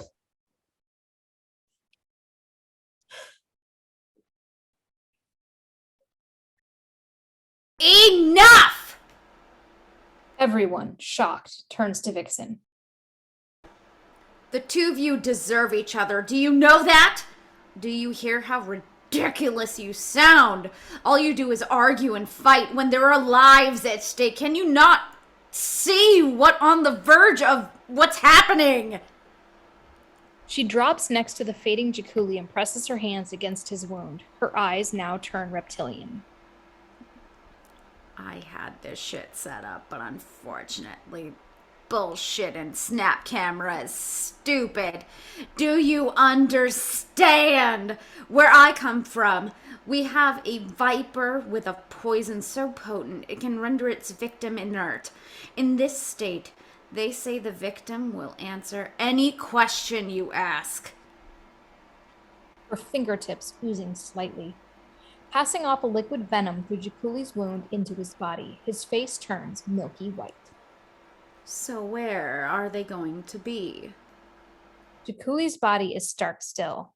He's moments from dying, but his lips are able to form one final word. Boston. Lawton, reacting to this, flag, knowing why. Lawton, wait. What did you say? Desperately. What did you say? Cooley is gone. Lawton, his face falling, the gravity of the situation finally becoming real for him. Vixen shoots daggers at Flag.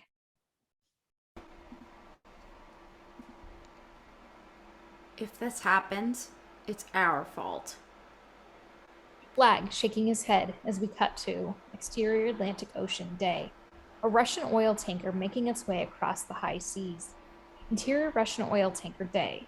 Buried deep within the frigate's underbelly, a small barracks is protected from scrutiny. Here we find the 4 surviving members of the onslaught. Manticore and Ravan are sleeping, but Rustam sits awake, going over a map of the city of Boston, memorizing routes, preparing intently.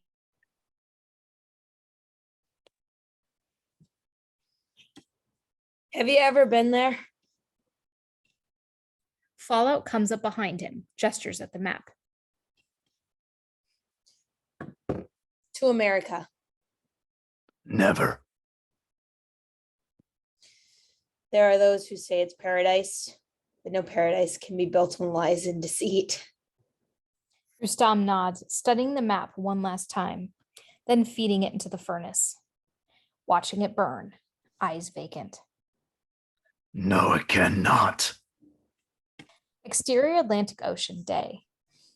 The frigate approaches the distant shoreline of the United States, like a plague moving in. Exterior Ice Palace, the yard, day. Prisoners walk into the ice-cold, freezing weather. Men without hope, under a watchful eye of the guard towers. Lawton sits on a bench, mind wandering. Hearing the sounds of children, he looks up for just a moment and sees that a little girl going down the slide again. Like a memory he just can't shake. He blinks and she's gone. Flag sits down next to him.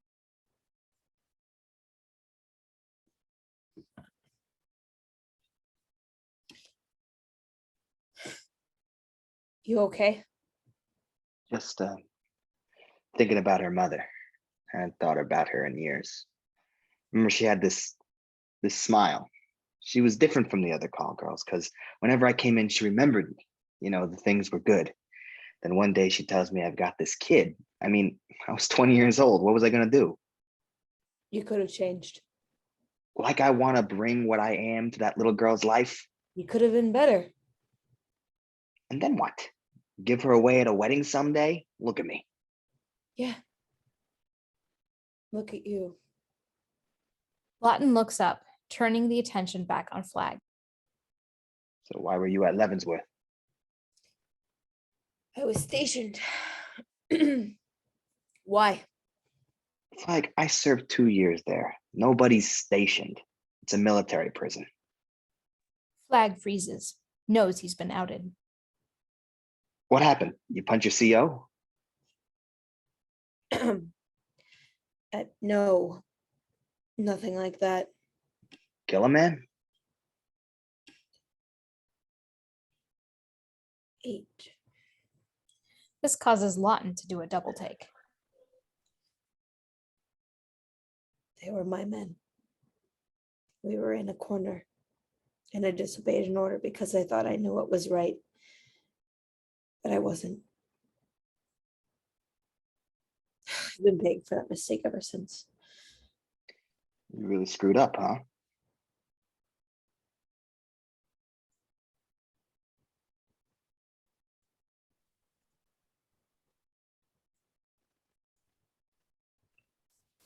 Sorry, what page? For Flag, this is an understatement. It's a pain he wears. All I promised your stars back if you did this mission. Yeah. Well, Flag, take it from me. You're going to be paying off those mistakes for the rest of your life. Flag, cast iron. Finally, after a long silence, he reaches into his pocket.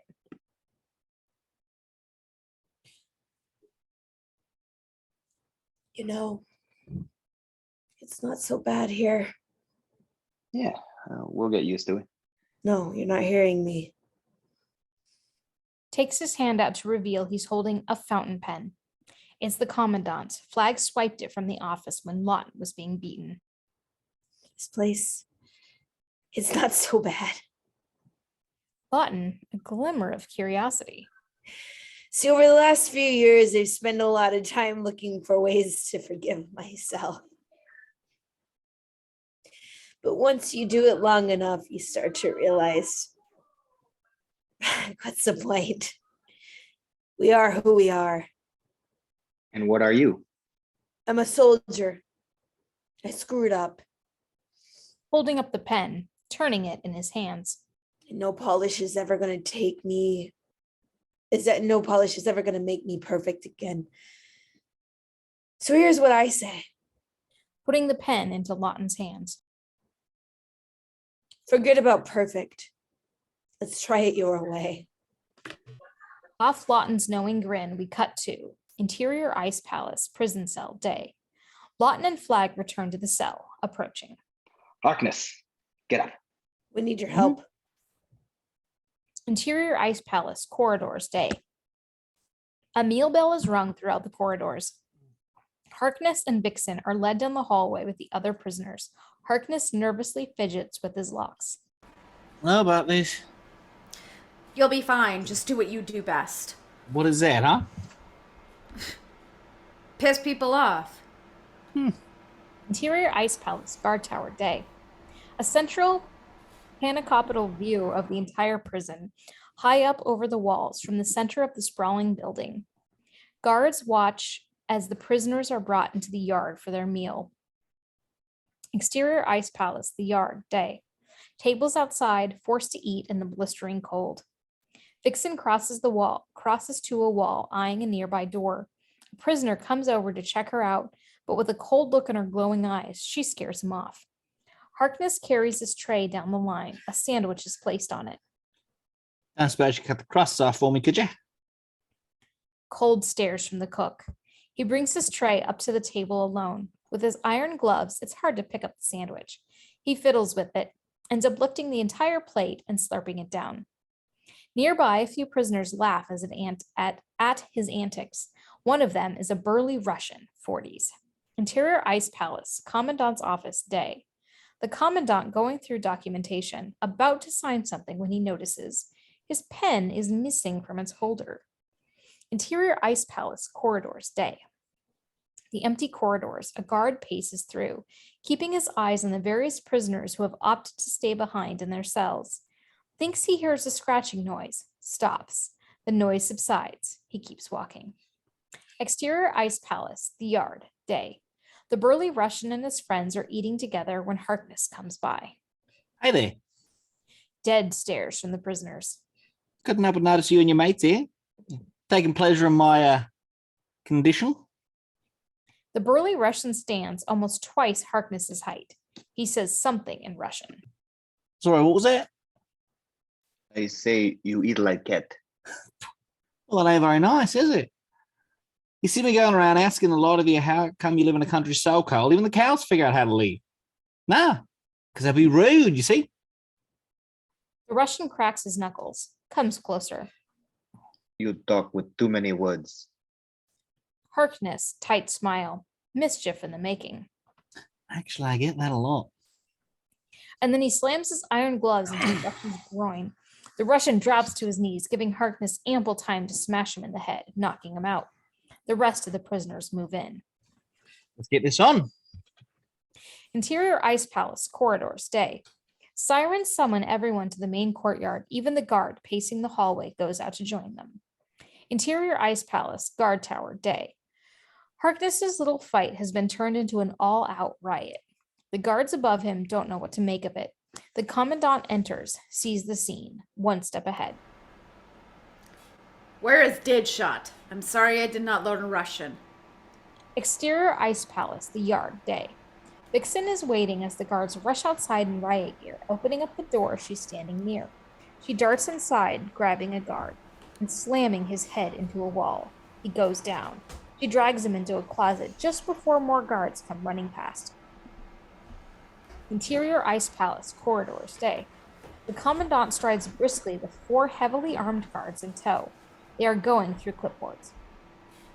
He did not check out of his cell. I do not believe it. They turn a corner, stop outside a cell door, waiting as the guard fiddles with keys. Opening it, the Commandant and all 4 rush inside to find Interior Ice Palace, prison cell, day. Lawton is still there, sitting calmly in the corner, playing a game of checkers with rocks. Hey, Warden. Do you want to play? The Commandant glares down at the cell's padlock to see his fountain pen jammed into it, like Lawton had tried to break the lock, but obviously, since he's still here, failed. It appears your escape attempt has been cut short. Escape attempt? Wouldn't do me no good. I mean, sure, maybe I could get out of this cell, but there got to be, what, like at least a dozen more doors, a dozen more keys to open them?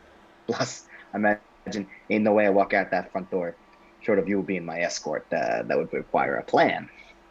The guard with the list begins to notice something. Commandant, What is it? there were 2 men in his cell.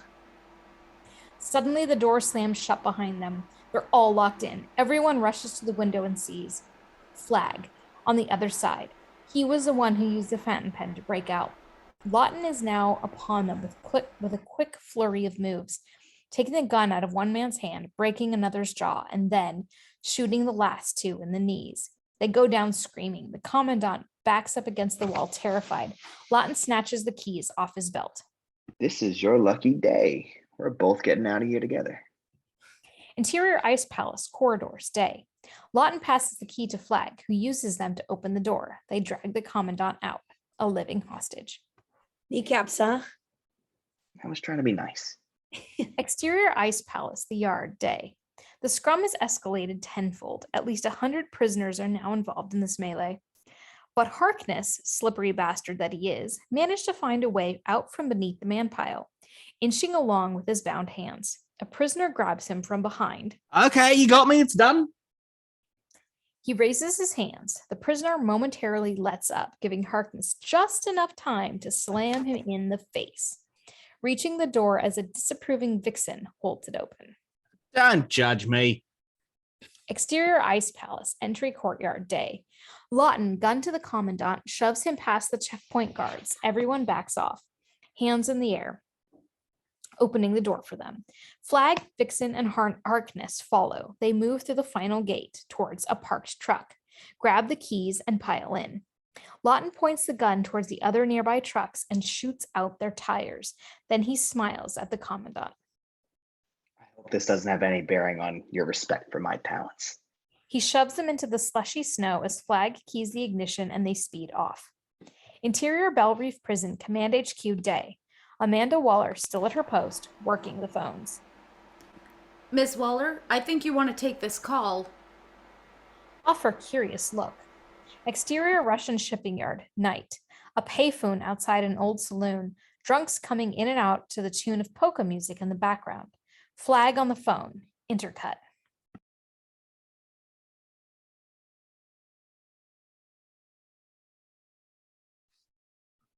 This is Amanda Waller.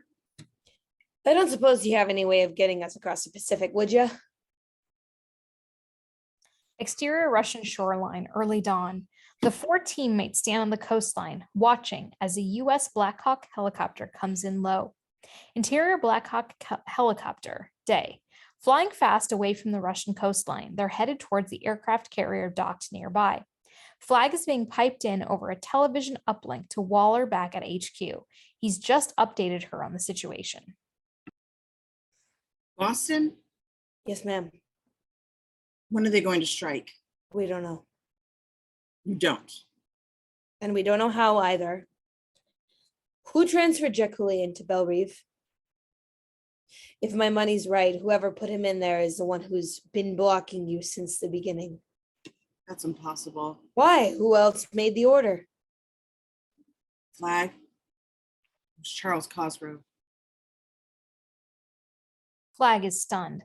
Lawton looks over. Isn't that the U.S. senator? Who's running for president? Yes. Well then, guess we gotta find a way to get close to him.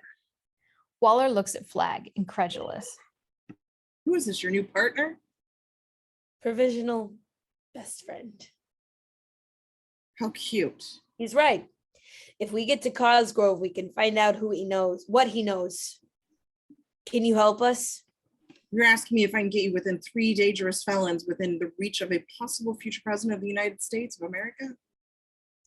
Deadpan looks from Flag and Lawton. Waller frowns. Give me a few minutes. The screen turns off. I don't know about this, mate. Harkness, you're in. No, you see, I'm done now. You said one mission, Flag, one mission, and we get to live. Those were your words, right? You didn't accomplish that mission. Do I look like some piker who cares about technicalities? Lawton finally cuts in.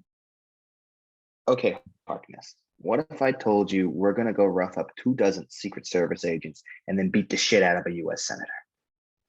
With no blowback? None. Harkness, reconsidering. Actually, I could be good with that. Flag looks to Lawton and Vixen. Okay, then here's the plan. Exterior Boston Harbor, night. The giant freighter has docked in its berth at the shipyard. Sailors are walking out. The Onslaught stands on the top deck, looking out over the city with vacant death stares. Set against the skyline, we recognize their presence is all the more terrifying. But Rustam isn't looking at the skyline. He's staring at the lights of a nearby loading berth.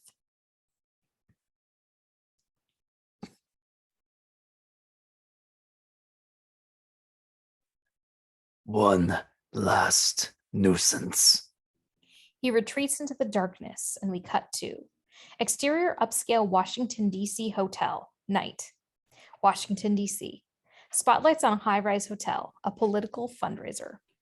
As we stand here on the eve of our nation's birthday, we must ask ourselves, are we the same nation our forefathers built for us? Interior hotel, main ballroom, night. A beltway crowd, black tie, red and white and blue streamers with a 4th of July theme. Speaking at the podium is Cosgrove, or as we will now know him, Senator Cosgrove. Seen in a wider context than that fast food restaurant, we realize he's one of the most powerful men in the country. Today, we have some precarious crossroads. Our enemies have grown in their desire to destroy everything we stand for. And how do we respond? We reduce military spending, we cut down our research on arms technology, and we cross our fingers, hoping the worst will never happen. Now, I have to ask you, what kind of America is that? What kind of America are we leaving to our children? Applause in the audience. Interior hotel penthouse, night. A high-rise view of Capitol Hill. Cosgrove is escorted inside by the Secret Service. He heads into a private suite. 10 minutes of quiet. Yes, Senator. Interior hotel private suite, night. Cosgrove closes the door, removes his tie, staring in the mirror when the lights go out. Interior hotel penthouse, night. The Secret Servicemen look up just in time to see a feminine shape leaping front down from above. All we see are the glowing eyes of an owl as she pulls them off into the darkness. Bodies flying, shots being fired, chaos. Interior hotel private suite, night. Cosgrove is ambushed by Lawton and Flag. Charles Cosgrove. Senator, Charles Cosgrove. Right. Where are my manners? Lawton pistol whips him in the face and throws him to the floor. He tries to scream, but Flag shoves him to the wall, presses a 9mm against his thigh. With the other hand, he holds out a cell phone. How and when are they attacking Boston? I have no idea what you're talking about. Presses the gun deeper into his thigh. I'm a veteran and an elected member of Congress. Who's financing the worst act of terrorism in American history? Now talk or we get serious. Do you think you can just threaten me, soldier? He pets the thigh Flag is pointing at, revealing it's an artificial limb. Do you realize what I've already given for this country? Interior hotel, penthouse, night. Vixen stands over the unconscious agents, eyes settling back into their normal hue. Harkness smiles, impressed. That's more like it. Interior hotel, private suite, night. Flag, glaring at Cosgrove. The people of this country elected you to keep them safe. That's exactly what I'm doing. By By killing, killing millions of people. Sorry if I don't see the connection. Are you insane? You think I'd let those psychopaths go through with their plan? Have you seen those two-bit animals? They're not masterminds. They don't even know what's coming. Those bastards won't get past the harbor. Off Flag and Lawton genuinely confused as we cut to Interior Harbor landing berth, night. An empty warehouse. The major, wearing tactical gear, stands amidst a squadron of special forces soldiers, peering through the window towards the harbor outside. Special Forces unit is waiting to intercept them right now. Interior hotel, private suite, night. Cosgrove speaking with bold conviction. Oh, they've been preparing for months. They are perfect. And when they take those bastards out, this nation will see how close we came. Exterior Boston Harbor, night. The loading berth seen from the outside. Through the fogged windows, we now see flashes of light, gunfire, and the unmistakable glow of Rustam's scimitar. People will cry at our feet, begging us to do whatever it takes to make us safe again. Interior hotel, private suite, night. Cosgrove sneering proudly. Which we will do, all without the loss of a single American life. But Flag isn't buying it, shoving the phone into Cosgrove's face. call them. Call your men. Interior harbor loading berth, night. A cell phone ringing as we pan over total destruction. The special forces unit is dead, just as we've seen the onslaught do time and time again. The poor soldiers didn't stand a chance. The major lies against the wall, bleeding out, answering the phone, but too tired to talk. Rustam approaches him, scimitar blazing. I'm sorry, Senator. Interior hotel, private suite, night, and the line goes dead. Only now does panic begin to wipe over Cosgrove's face. Looks like those animals just double-crossed your double cross. Interior hotel, penthouse, night. Harkness looks through the peephole to see a SWAT team gathering outside, fully armed. Flag, got a bit of problem here. Interior hotel, private suite, night. Flag grabs Cosgrove's hand. He's holding an emergency transponder, and he just called for backup. Lawton wastes no more time. He lifts his gun and shoots Cosgrove in his good leg. Ah! The senator screams out. Haven't you given that one for your country, have you? All right, damn it, wait. My daughter is in that city. Now tell me how they're planning on striking, or I find a hand. Interior hotel, penthouse, night. Vixen and Harkness hide as a surveillance snake creeps its way under the door, scanning the room. Interior hotel, private suite, night. Cosgrove beginning to come apart. It's going to happen in 12 hours. 4th of July parade on our nation's birthplace. They asked for schematics of the North Church. It cried. I didn't know. We've got to stop them. Vixen rips open the suite door. We've got incoming. Lawton rises and cocks his pistol when Flag stops him. Wait. There's only one way out that door. No, there's too many. We face them and we're dead. Well, then what do you suggest? Flag points at Vixen. Do you know how to run a flank?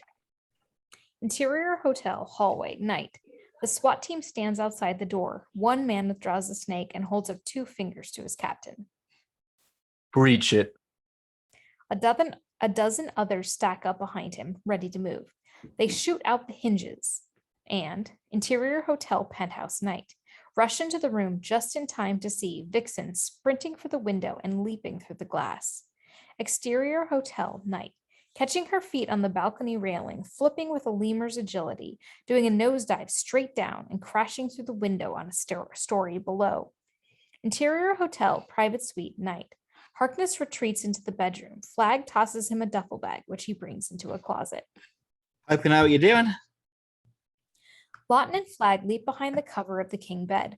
Harkness triggers a detonator and the duffel bag in the closet suddenly explodes, creating a gaping pathway to the next room.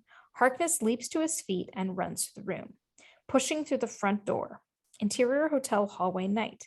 And emerging in the hallway behind the SWAT team, he takes out the soldiers with a flurry of thrown boomerangs and his hand-to-hand combat. Interior hotel penthouse night. The SWAT captain, hearing the chaos behind him. They're in the hallway. Interior hotel private suite night. Flag and Lawton back to back behind the bed frame. Passing ammunition. Lawton counts in a reflection. 6 tactical soldiers sweeping through the room. Any words of wisdom? Aim low. Stay together. Both men locked in on each other, comrades in arms. Then they rise, weapons trained, shooting their way out of there. Chaos. A hail of bullets. Dozens of rounds land in the Kevlar vests of the SWAT guys, putting them down. Flag keeps his muzzle low, going for legs. Lawton is using every ricochet trick in the book, and more importantly, something we've never seen. He's working hand in hand with Flag, passing clips in the air, playing the military move of the run and cover, allowing each other to advance. Interior hotel hallway night. Reaching the hallway and regrouping with Harkness, who's already taken out everyone in the hallway. They step over who's left and head for the service elevator as it opens.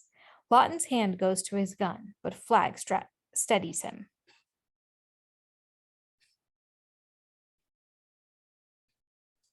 No need for that.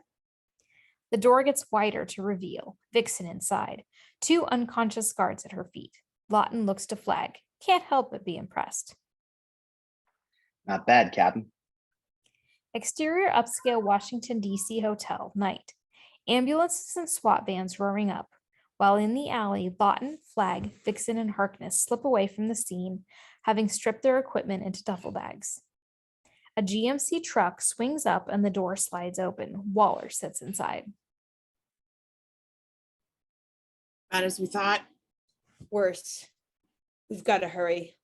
They pile in and haul ass out of there. Exterior Boston North End, day. Boston. Morning in the Old Town, a heavily Italian neighborhood about to celebrate its American heritage.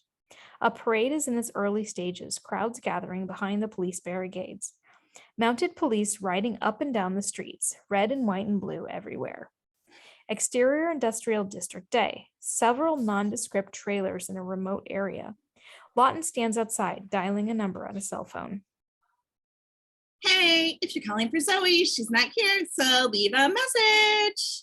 Beep. Zoe, listen, it's Floyd Lawton. This is the 3rd message I've left you. I know it's sounding crazy, but this is very shit. He hangs up, frustrated, on edge. Interior Waller's Command HQ, day. Meanwhile, inside the trailers is a bustling high-tech setup. Technicians run diagnostics on comm systems. Waller speaking to the group.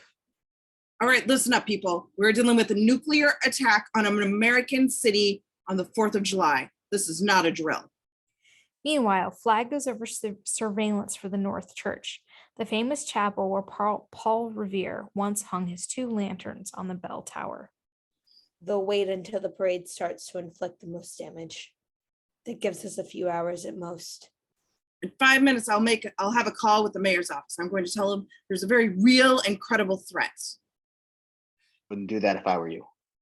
All eyes go to Lawton, fitted with his equipment. Lawton, if that bomb goes off. You call in the National Guard and that human nuke will blow as soon as they show up. Our best shot is to keep low.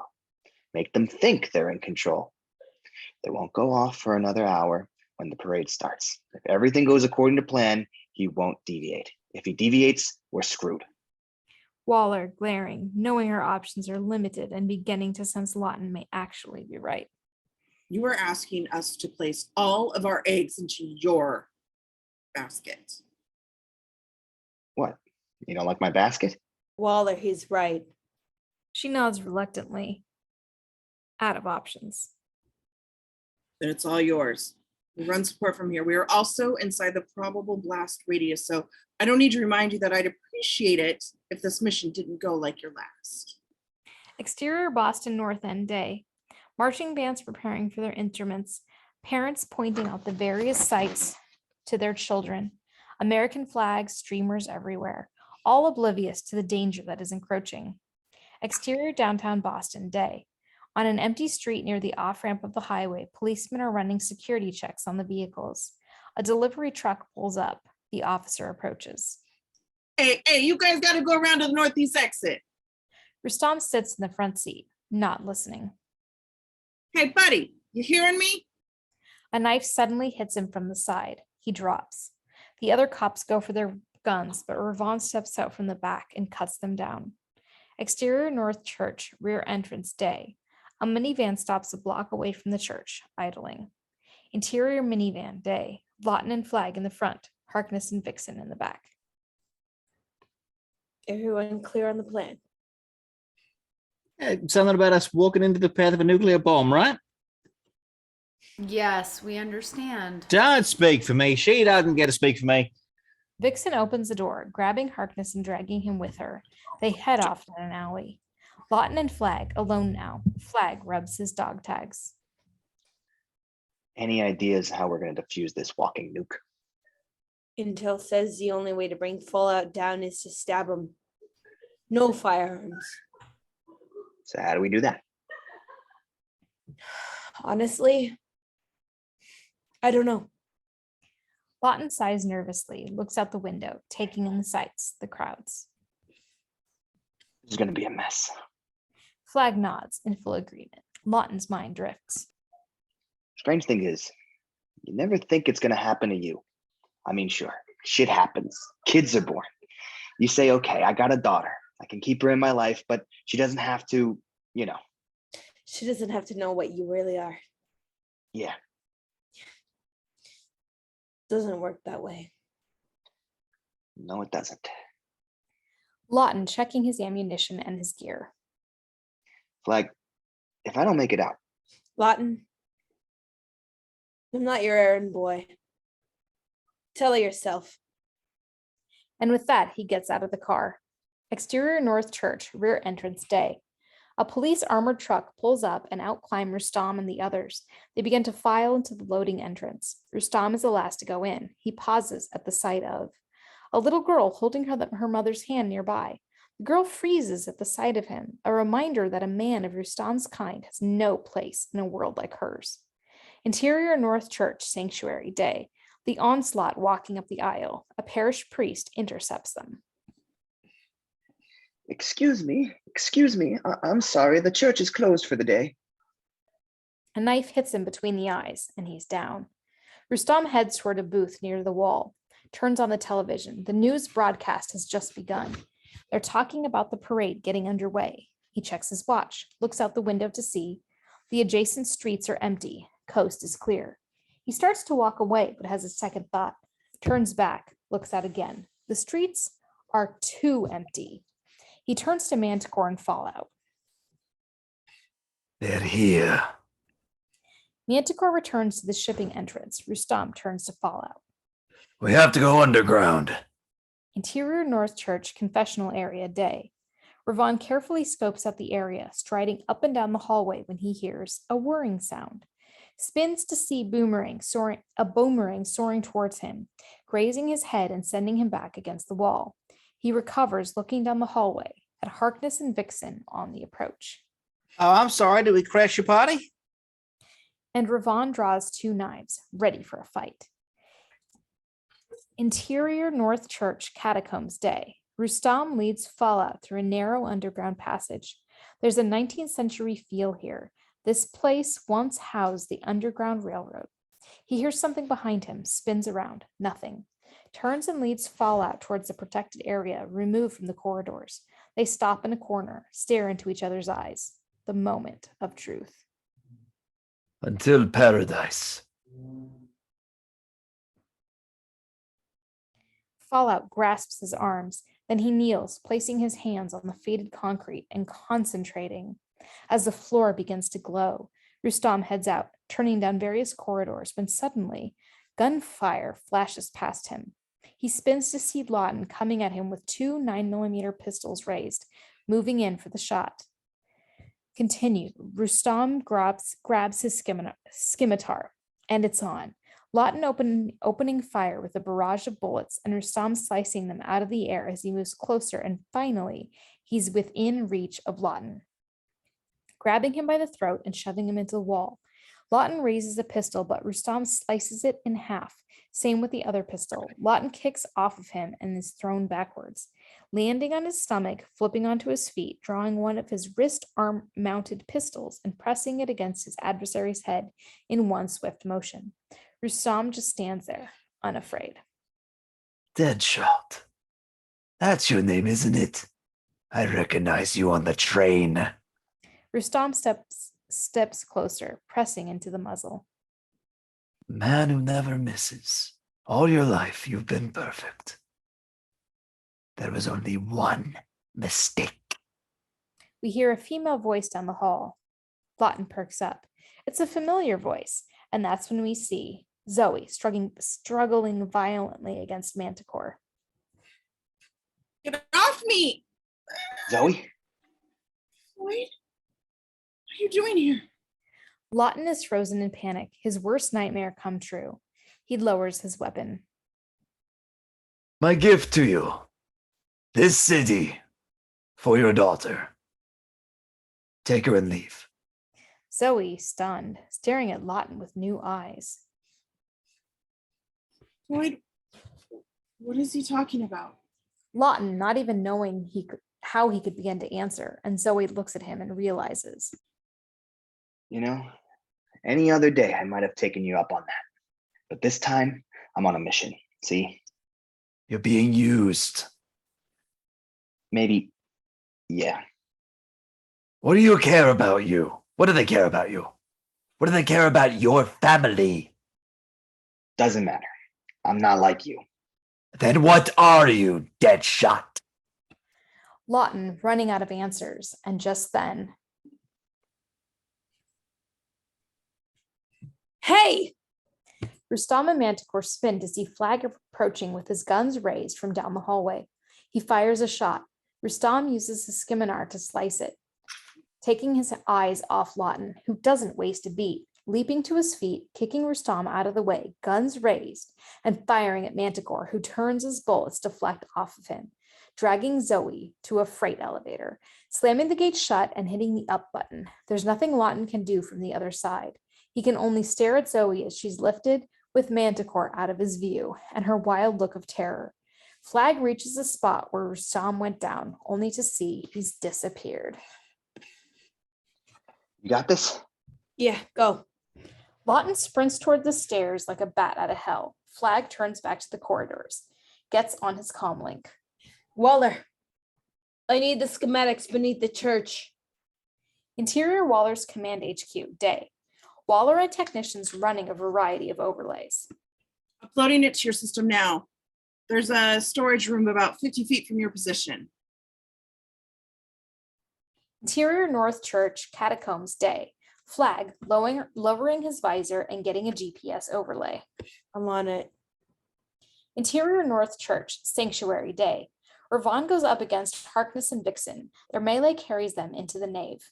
Harkness comes at him with a quick throw of a boomerang, but Ravan thinks fast, deflecting it with a knife and causing it to knock into Vixen. She falls backwards. Now it's just Harkness and Ravan, a repeat of their previous encounter. Only this time, each man is familiar with his adversary. Harkness doesn't pull any punches. He's going for low blows, shots to his back, whatever it takes. But Ravan is just flat out better. He kicks Harkness back into the pulpit, wood splintering around them, and leaps into the air, knife wielded. about to bring it down on Harkness when Vixen intercepts him midair, soaring like a hawk, plucking him up and tossing him into a pew. Her hands then transform into tiger's claws, and she comes down on him. Harkness rises, runs along the tops of the pews. He can't make out who was on top amidst the struggle. Finally, Ravan escapes and sprints toward the bell tower entrance. Vixen dives towards him, and again, just as Ravan spins and grabs her, yanking her into the tower and slamming the steel door shut behind them. Harkness runs up against the door. He's locked out. Dirty bastards. Interior North Church Catacombs Day. Fallout concentrating with his hands on the ground. The concrete floor has begun to break, and now he's heating the earth below, which spreads out at a much faster rate. Interior Waller's Command HQ Day. Waller sees this on the monitors. Flag, we're getting a lot of gamma activity in your area. Interior North Church Catacombs Day. Flag can't respond because he's tracking Rustam through the darkness, listening for sounds when suddenly, from the darkness, the blazing scimitar slashes toward him. Flag drops to the ground, firing blindly, and the bullet hits a metal door. Ringing loudly just inches from their ears, both men scream out and clutch their heads. All they can hear is the sound of ringing. Rustam's scimitar recedes and he backs away. Flag frantically feels around for his dropped pistol in the dark, disoriented, unable to find anything. Interior North Church Confessional Area Day. Lawton sprints up the stairs and runs toward the freight elevator, only to see Zoe and Manticore are already gone. He slams the gate in frustration. Then he hears Zoe's voice outside. He runs with renewed purpose. Interior North Church Stairwell Day. Harkness skips up the stairs to the roof, finally seeing the bell tower. Outside, across the long parapet, he kicks out a window and runs towards it. Interior North Church Bell Tower Day. Ravan is alone with Vixen, and in this proximity, she's no match for him. She tries to back off, going higher and higher up the stairs, but Ravan is right behind her, slashing at her limbs, injuring her and slowing her down. Above, the bell tower rings out to indicate the hour. Exterior Boston North End Day. The parade is on the street, fully underway. 4th of July at its fullest, lambs to the slaughter. A child looks toward the North Church as all around them, the earth begins to shake. Others begin to notice too, people staggering backwards, panic is starting to spread. Interior North Church Catacombs Day. Fallout is still concentrating, his power growing. His whole body seems like it's on fire, charging rapidly. And then he hears gunshots nearby, close. It breaks his concentration. He pauses, looks around. Interior North Church Storage Area Day. Flag hiding behind several large wooden crates. Rustam's scimitar dragging on the ground, causing sparks as it contacts. He's a hunter seeking out its prey. He just narrowly passes Flag's position. Flag sees that his back is turned on him and runs the other way, darting low against the walls. Rustam spins, a loose battle slides by. He rushes towards that position and turns the corner only to see nothing. Flag has disappeared. Flag running the GPS overleg, trying to get his bearings in these dark tunnels. Then seeing a glimpse of light up ahead, gets an idea. Waller, where did you say the radiation was coming from exactly? Exterior Boston North End Day. The parade has come to a halt. People are screaming, holding on to each other as the concrete begins to crack beneath them and glowing radiation pours out. Interior North Church Catacombs Day. Rustam creeping through the dark tunnels, feeling along the wall, disoriented. Flag keeping low, going after the glowing light just around the corner. He checks over his shoulder, listening to make sure Rustam is still following. It's as if he's intentionally leading him, baiting him on. Continued, Fallout, body glowing, also stalking through the hallways, listening to the rising sound of a cackling comlink radio. Flag, come in, Flag. Rustam, close also, arriving at a wall, listening to the radio chatter. Just on the other side of the wall, he draws the scimitar, preparing to strike. Fallout arriving where he hears the radio and finding Flag's helmet sitting on the ground. Off Fallout's curious look, Rustam stabs the scimitar through the wall, delivering it through Fallout's gut, bringing him down to his knees. The helmet clatters out of his hands. Rustam rounds the corner to finish off his prey, and that's when he realizes the mistake he's made. Flag led them both to the same spot. All around them, the radioactivity now seems to suck inwards, retreating into Fallout's dying body. Fallout's eyes are locked into a confused state of betrayal. Rustam's face convulses in rage, screaming out. Exterior Boston North End Day. The panic-stricken fleeing crowds now look back to see the radioactivity has begun to recede, dissipating into the air like melting snow. Interior Waller's Command HQ Day. Waller watching as the readouts die down.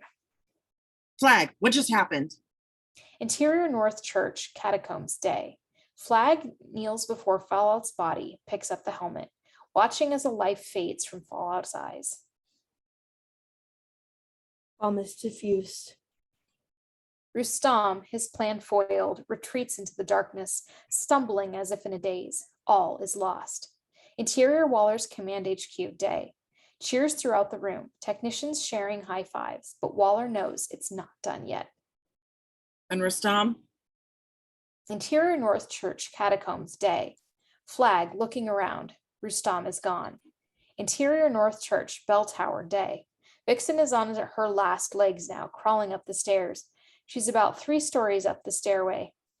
Ravan grabs her by the throat, holding her under him, savoring this last moment before the kill, until a ringing noise above, and he looks up to see the bell plunging toward him, landing on the platform and crushing him immediately.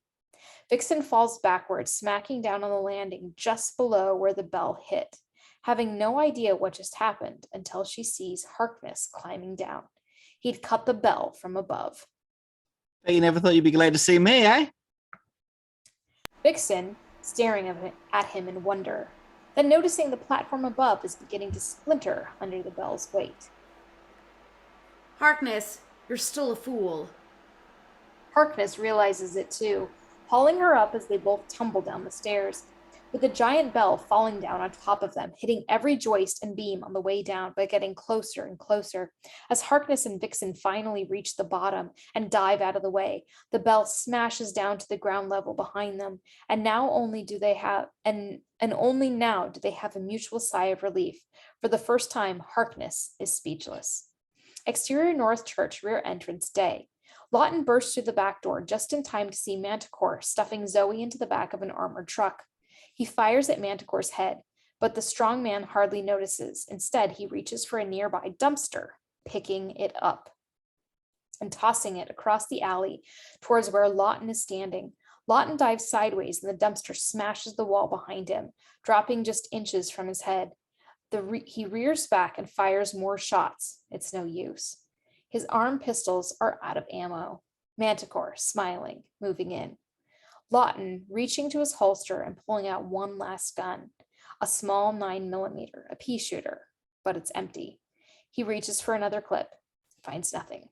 His gear clip fell to the other side of the alley, and all he's got within quick reach is one round, which clattered to the ground. Manticore getting closer, Lawton's hand fumbling with the round, dropping it. Manticore almost upon him now, picking it up and jamming it into the chamber, just as Manticore lifts him up, and Lawton raises a 9mm, shoving it into Manticore's mouth. The strong man freezes, suddenly on alert, which make Lawton realize. Soft on the inside, huh? The bullet plunges through the roof of Manticore's mouth and into his brain, killing him. The strong man hits the ground. Lawton, catching his breath, looks up toward the armored truck, begins limping for the door when suddenly the truck starts up and speeds off. Rustam is in the driver's seat. He's making a getaway. Lawton begins to run after the truck. Flag emerges from the door next to him, grabs his arm. He's got her in there. We have to stay together. And you better keep up. He sprints around the corner. Exterior Boston North End Day, right into the middle of the parade. Rustam's armored truck bursts through the scene, knocking him into a float and exiting the other side. Lawton sees a downed police motorcycle, knocks over the cop, leaps aboard, and speeds after the truck. Exterior North Church Rear Entrance Day. Flag heads toward the minivan. Vixen, Harkness, we're moving. Vixen bursts through the doors, carrying the injured Vixen with him. Yeah, you don't have to yell. We're right here. Flag, assessing Vixen's wounds, then diving into the car. Harkness tosses her in the back. Flag checks his ped watch, sees Lawton's distance rapidly increasing, knows he's got to hurry. Exterior downtown Boston, day. Rustam cuts a hard left onto the freeway ramp, knocking over any car in his way. Interior armored truck moving, day. Zoe getting tossed around in the back. Exterior downtown Boston, day. Lawton's motorcycle cuts past a down barricade and follows. Flag's minivan is close behind. Interior Waller's Command HQ, day. Waller is trying to keep up on the maps.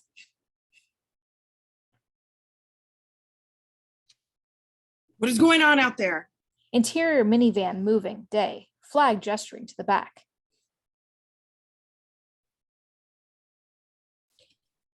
Oh, would someone else talk to her? So Harkness picks up. Intercut. Hey, Waller. It's me, Digger Harkness. What is the situation, Harkness? So we're driving on the freeway now, just driving around. How are you? What are you doing on the highway? Well, you see, I think Lawton's gone a little rogue. Exterior 93 highway, day. Lawton on the motorcycle, eyes on fire. A series of hot dog maneuvers like the likes of which no sane person should ever do. But he's hell-bent right now. Cutting between cars, sharp turns, finally reaching the side of the armed truck, just as Rustam notices him, pulling the wheel to the right, pushing Lawton's motorcycle against the median, a tunnel while approaching. So Lawton leaps onto the side of the truck. The motorcycle smashes into 1,000 pieces. The minivan swerves to avoid this. A tire hits one of the loose parts of the debris, almost burning off its tread. It's hanging by a narrow margin. Flag gets up on the armored truck's ass. Interior minivan moving, day. Harkness sees this. Flag, back off. I'm trying to catch him if he falls. Are you going to run him off? Are you going to run him over if he falls? Exterior 93 highway, day. Lawton pulls himself onto the roof, trying to hold on. Turns back to see Flag's minivan behind him. I'm out of ammo. Interior minivan moving, day. Flag tosses a few clips to the back seat. Harkness, would you do something useful? Harkness opens the sunroof and raises the top. Exterior 93 highway, day. Tossing the clips. With expert precision onto Lawton's hands, the kind of throw only Harkness could make. Lawton slams the clips into his wrist-mounted pistols, pulling himself over the cab of the truck and firing down. But the bullets bounce off the thick hood. Interior armored truck moving, day. Rustam looks up, realizes he's still got Lawton above him, swerves more to flip him off. It's no use. So he tries the next option, exterior 93 highway, day. Lawton, realizing what that option is, as the scimitar slices through the roof. He rolls to avoid it, nearly falling off the side. He roots his momentum backwards, rolling back along the roof, about to tumble off the edge when he grabs the rear of the truck. His feet dangling just inches from Flag's minivan. He kicks at the truck's back door. His fingers are slipping, losing their grip fast. Keeps kicking until Zoe opens it, just as Lawton flips onto the back. Interior armored truck moving, day. Lawton and Zoe together at last, sort of.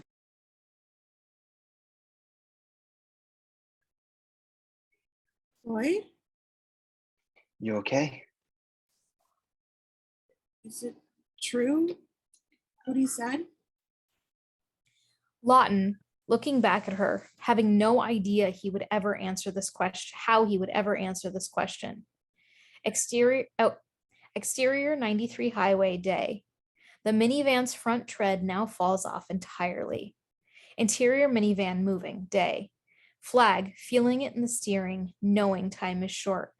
Into the comlink. Lawton, I can't keep up. If you're gonna make a move, do it.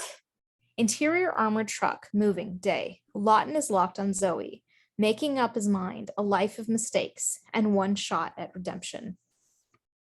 I'm really sorry, Zoe. With that, he tosses her out the back of the truck.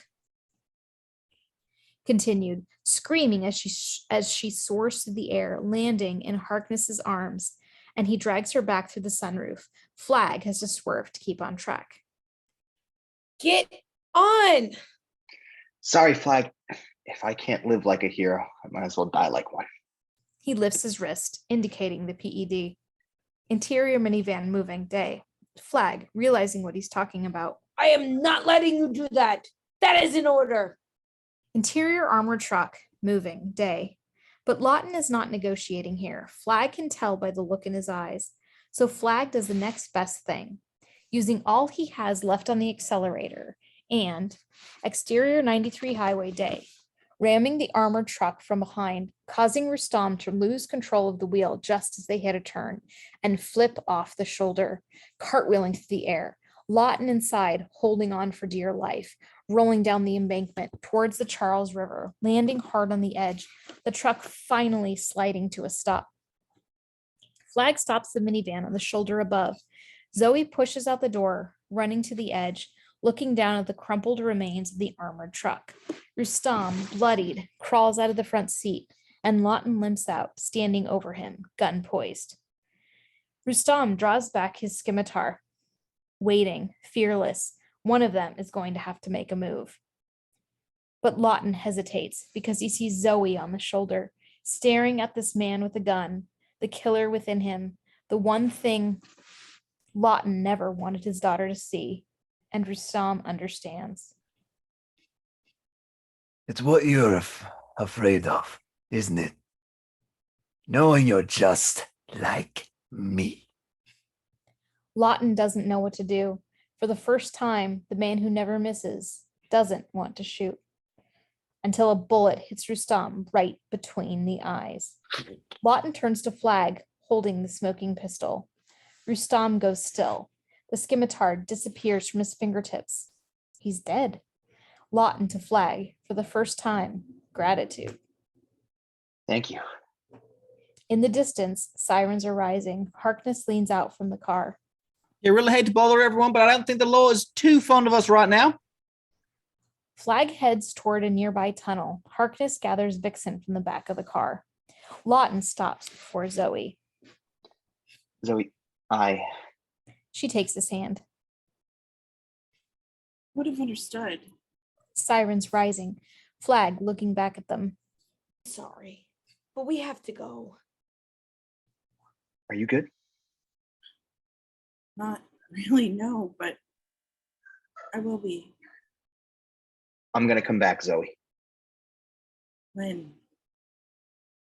Lawton, so many things he wishes he could say, or that he should have said, but I don't know.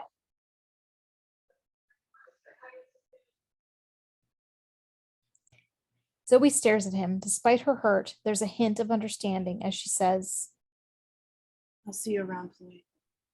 and then he's gone, running with the rest of his team into a nearby tunnel just as police cars began to approach in the distance. Dissolved to exterior Belle Reef prison, day. The high-tech prison in the middle of the bayou, seen for the first time on a good day. Interior Belle Reef prison, Command HQ, day. On TV, the footage of Senator Cosgrove in a wheelchair now, speaking to reporters at a press conference. And it is because of this eye-opening near tragedy in Boston last week that I am hereby resigning my campaign to focus on my duties as head of the Armed Services Committee. I think we all know how close we came last week, and we have our unnamed heroes in the armed services to thank. Waller grins, turns off the TV. Flag is packing away gear behind her. Was that your doing? Gave him a choice. Step off his campaign or press receives one hell of a declassified document. Why not just take him down? Because you never know when it's good to have a senator in your pocket. They start to walk out through the corridors. My report went to Leavenworth. Congratulations, Captain. You have your stars back. Flag opens the envelope, pulls out a bronze star and a letter of commendation, letting it settle in. Meanwhile, they pass the med lab, where Vixen and Harkness are being treated for wounds. I keep telling you, I got nothing wrong with me except for this damn bomb you bastards putting in my heart. Why don't we get moving on curing that, eh? He sees Waller and presses his face against the glass. Hey, Waller, thought we had a deal. You're not taking it out? Nope. I've got future plans for him. He looks to Flag. What about you? Going to get your command back? Flag looks down at the letter, staring long and hard. Actually, I figure maybe it's not quite cut out for this. Maybe I'm not quite cut out for this kind of command anymore. Is that so? Like maybe I'd be better off doing something, I don't know, less conventional maybe. I mean, you should mention that because this Cosgrove thing had me wondering what kind of recourse we'd have against the hostile elements within our own ranks. Could use a team that knew how to work off grid. Flag regards Harkness through the glass. It's going to take a hell of a deal to get them working again. Suppose we could start by offering them years off their sentences. What could I offer you, Captain? Flag, thinking about this for a moment. New recruits. Interior Bell Reef Prison hangar day. Two superhuman prisoners fight it out on the addition floor. Their powers are TBD, of course, but let's not be afraid to have some fun. Finally, one of them bests the other and turns to face Harkness, sitting behind the recruiting desk while still wearing his prisoner's outfit. Got hot, I'll give you that. You got some big shoes to fill, and I don't know if you can cut it. Just ain't sure. How about you? Think you're worth the wait? Handing to Vixen, who puts up the folder into the yes pile, revealing her newfound purpose. We'll find out. Interior Bell Reef Prison holding cell day. Lawton sits alone in his cot. Shapes of other prisoners around him. He's back where he belongs. A buzzing noise, and the bars slide open. He walks out into the line. Interior Bell Reef Prison corridor day. Lawton, handcuffed, is escorted by several guards down the long pathway, stopping at another line where Flag meets him, waves off the guards. Heard you're taking the deal. What? Another mission in your little suicide squad? Flag, I may be a criminal, but I'm not a fool. They push through another set of gates into exterior Bell Reef Prison day. The main courtyard where a prisoner bus is waiting. His escort is the sergeant from the beginning. Gotta say, after all I did for this country, the least they could do was give me a trial or something. You do realize I wasn't even charged for a crime, right? Guess you'll have to settle for a transfer instead. Lawton regards the bus. Flag hands him a duffel bag. Goodbye gift. Open it up on board. Lawton nods, grateful. Thanks. You too. So if you ever find your way out, you think you're gonna look her up someday? Maybe, when I'm ready. He turns to leave. Lawton, He stops, turns back around. you don't have to be proud of what you are, but you don't have to be ashamed of it either. Yeah. Same for you, Flag. They make eye contact and grin. One last moment of understanding, then Lawton boards the bus. Interior Bell Reef Prison corridor day. Flag walking back inside, confident, a sense of purpose. Interior prisoner bus day. Lawton being shoved down forcefully by the glaring sergeant who walks to the front as the bus starts up. Interior Bell Reef Prison private quarters day. Flag comes back to his room, looking over the old photos of himself and his men. The dog tags dangling from his lamp. Happier times. Runs them through his hands. Then he drops new folders on top. Prisoners' files, his new team. Going through them as he looks out the window. Exterior Bell Reef Prison, day. The prisoner bus pulls out through the front gate, moving down the windy dirt road onto the bayou. Interior prisoner bus, moving, day. Lawton opens his duffel bag Flag gave him. In it, we see his belongings, a pair of sunglasses, passports, a pack of cigarettes, and his custom wrist-mounted pistols, accompanied by a single clip of live ammo. Lawton grinning to himself. Interior Belle Reve Prison, private quarters, day. Flag watching out the window as exterior Louisiana Bayou, day. 2 shots ring out, and the bus grinds to a halt. Lawton strides out to the front door, pistol strapped to his arms, stepping out over the injured sergeant, shot in the foot, looking back gratefully towards Belle Reve. Interior Belle Reve Prison, private quarters, day. Flag, turning away, grins to himself. Good luck, Lawton. Exterior Louisiana Bayou, day. And Lawton saunters to the warm heat of the bayou. Like Flag, he's finally accepted himself for what he is. A criminal bastard, flawed as hell, but capable of good. And maybe that'll be good enough for now. Fade to black. The end. Well, thank you all so much for joining us for arguably a better Suicide Squad than David Ayer Suicide Squad. Hope you all had a great time, and we'll see you at the next one.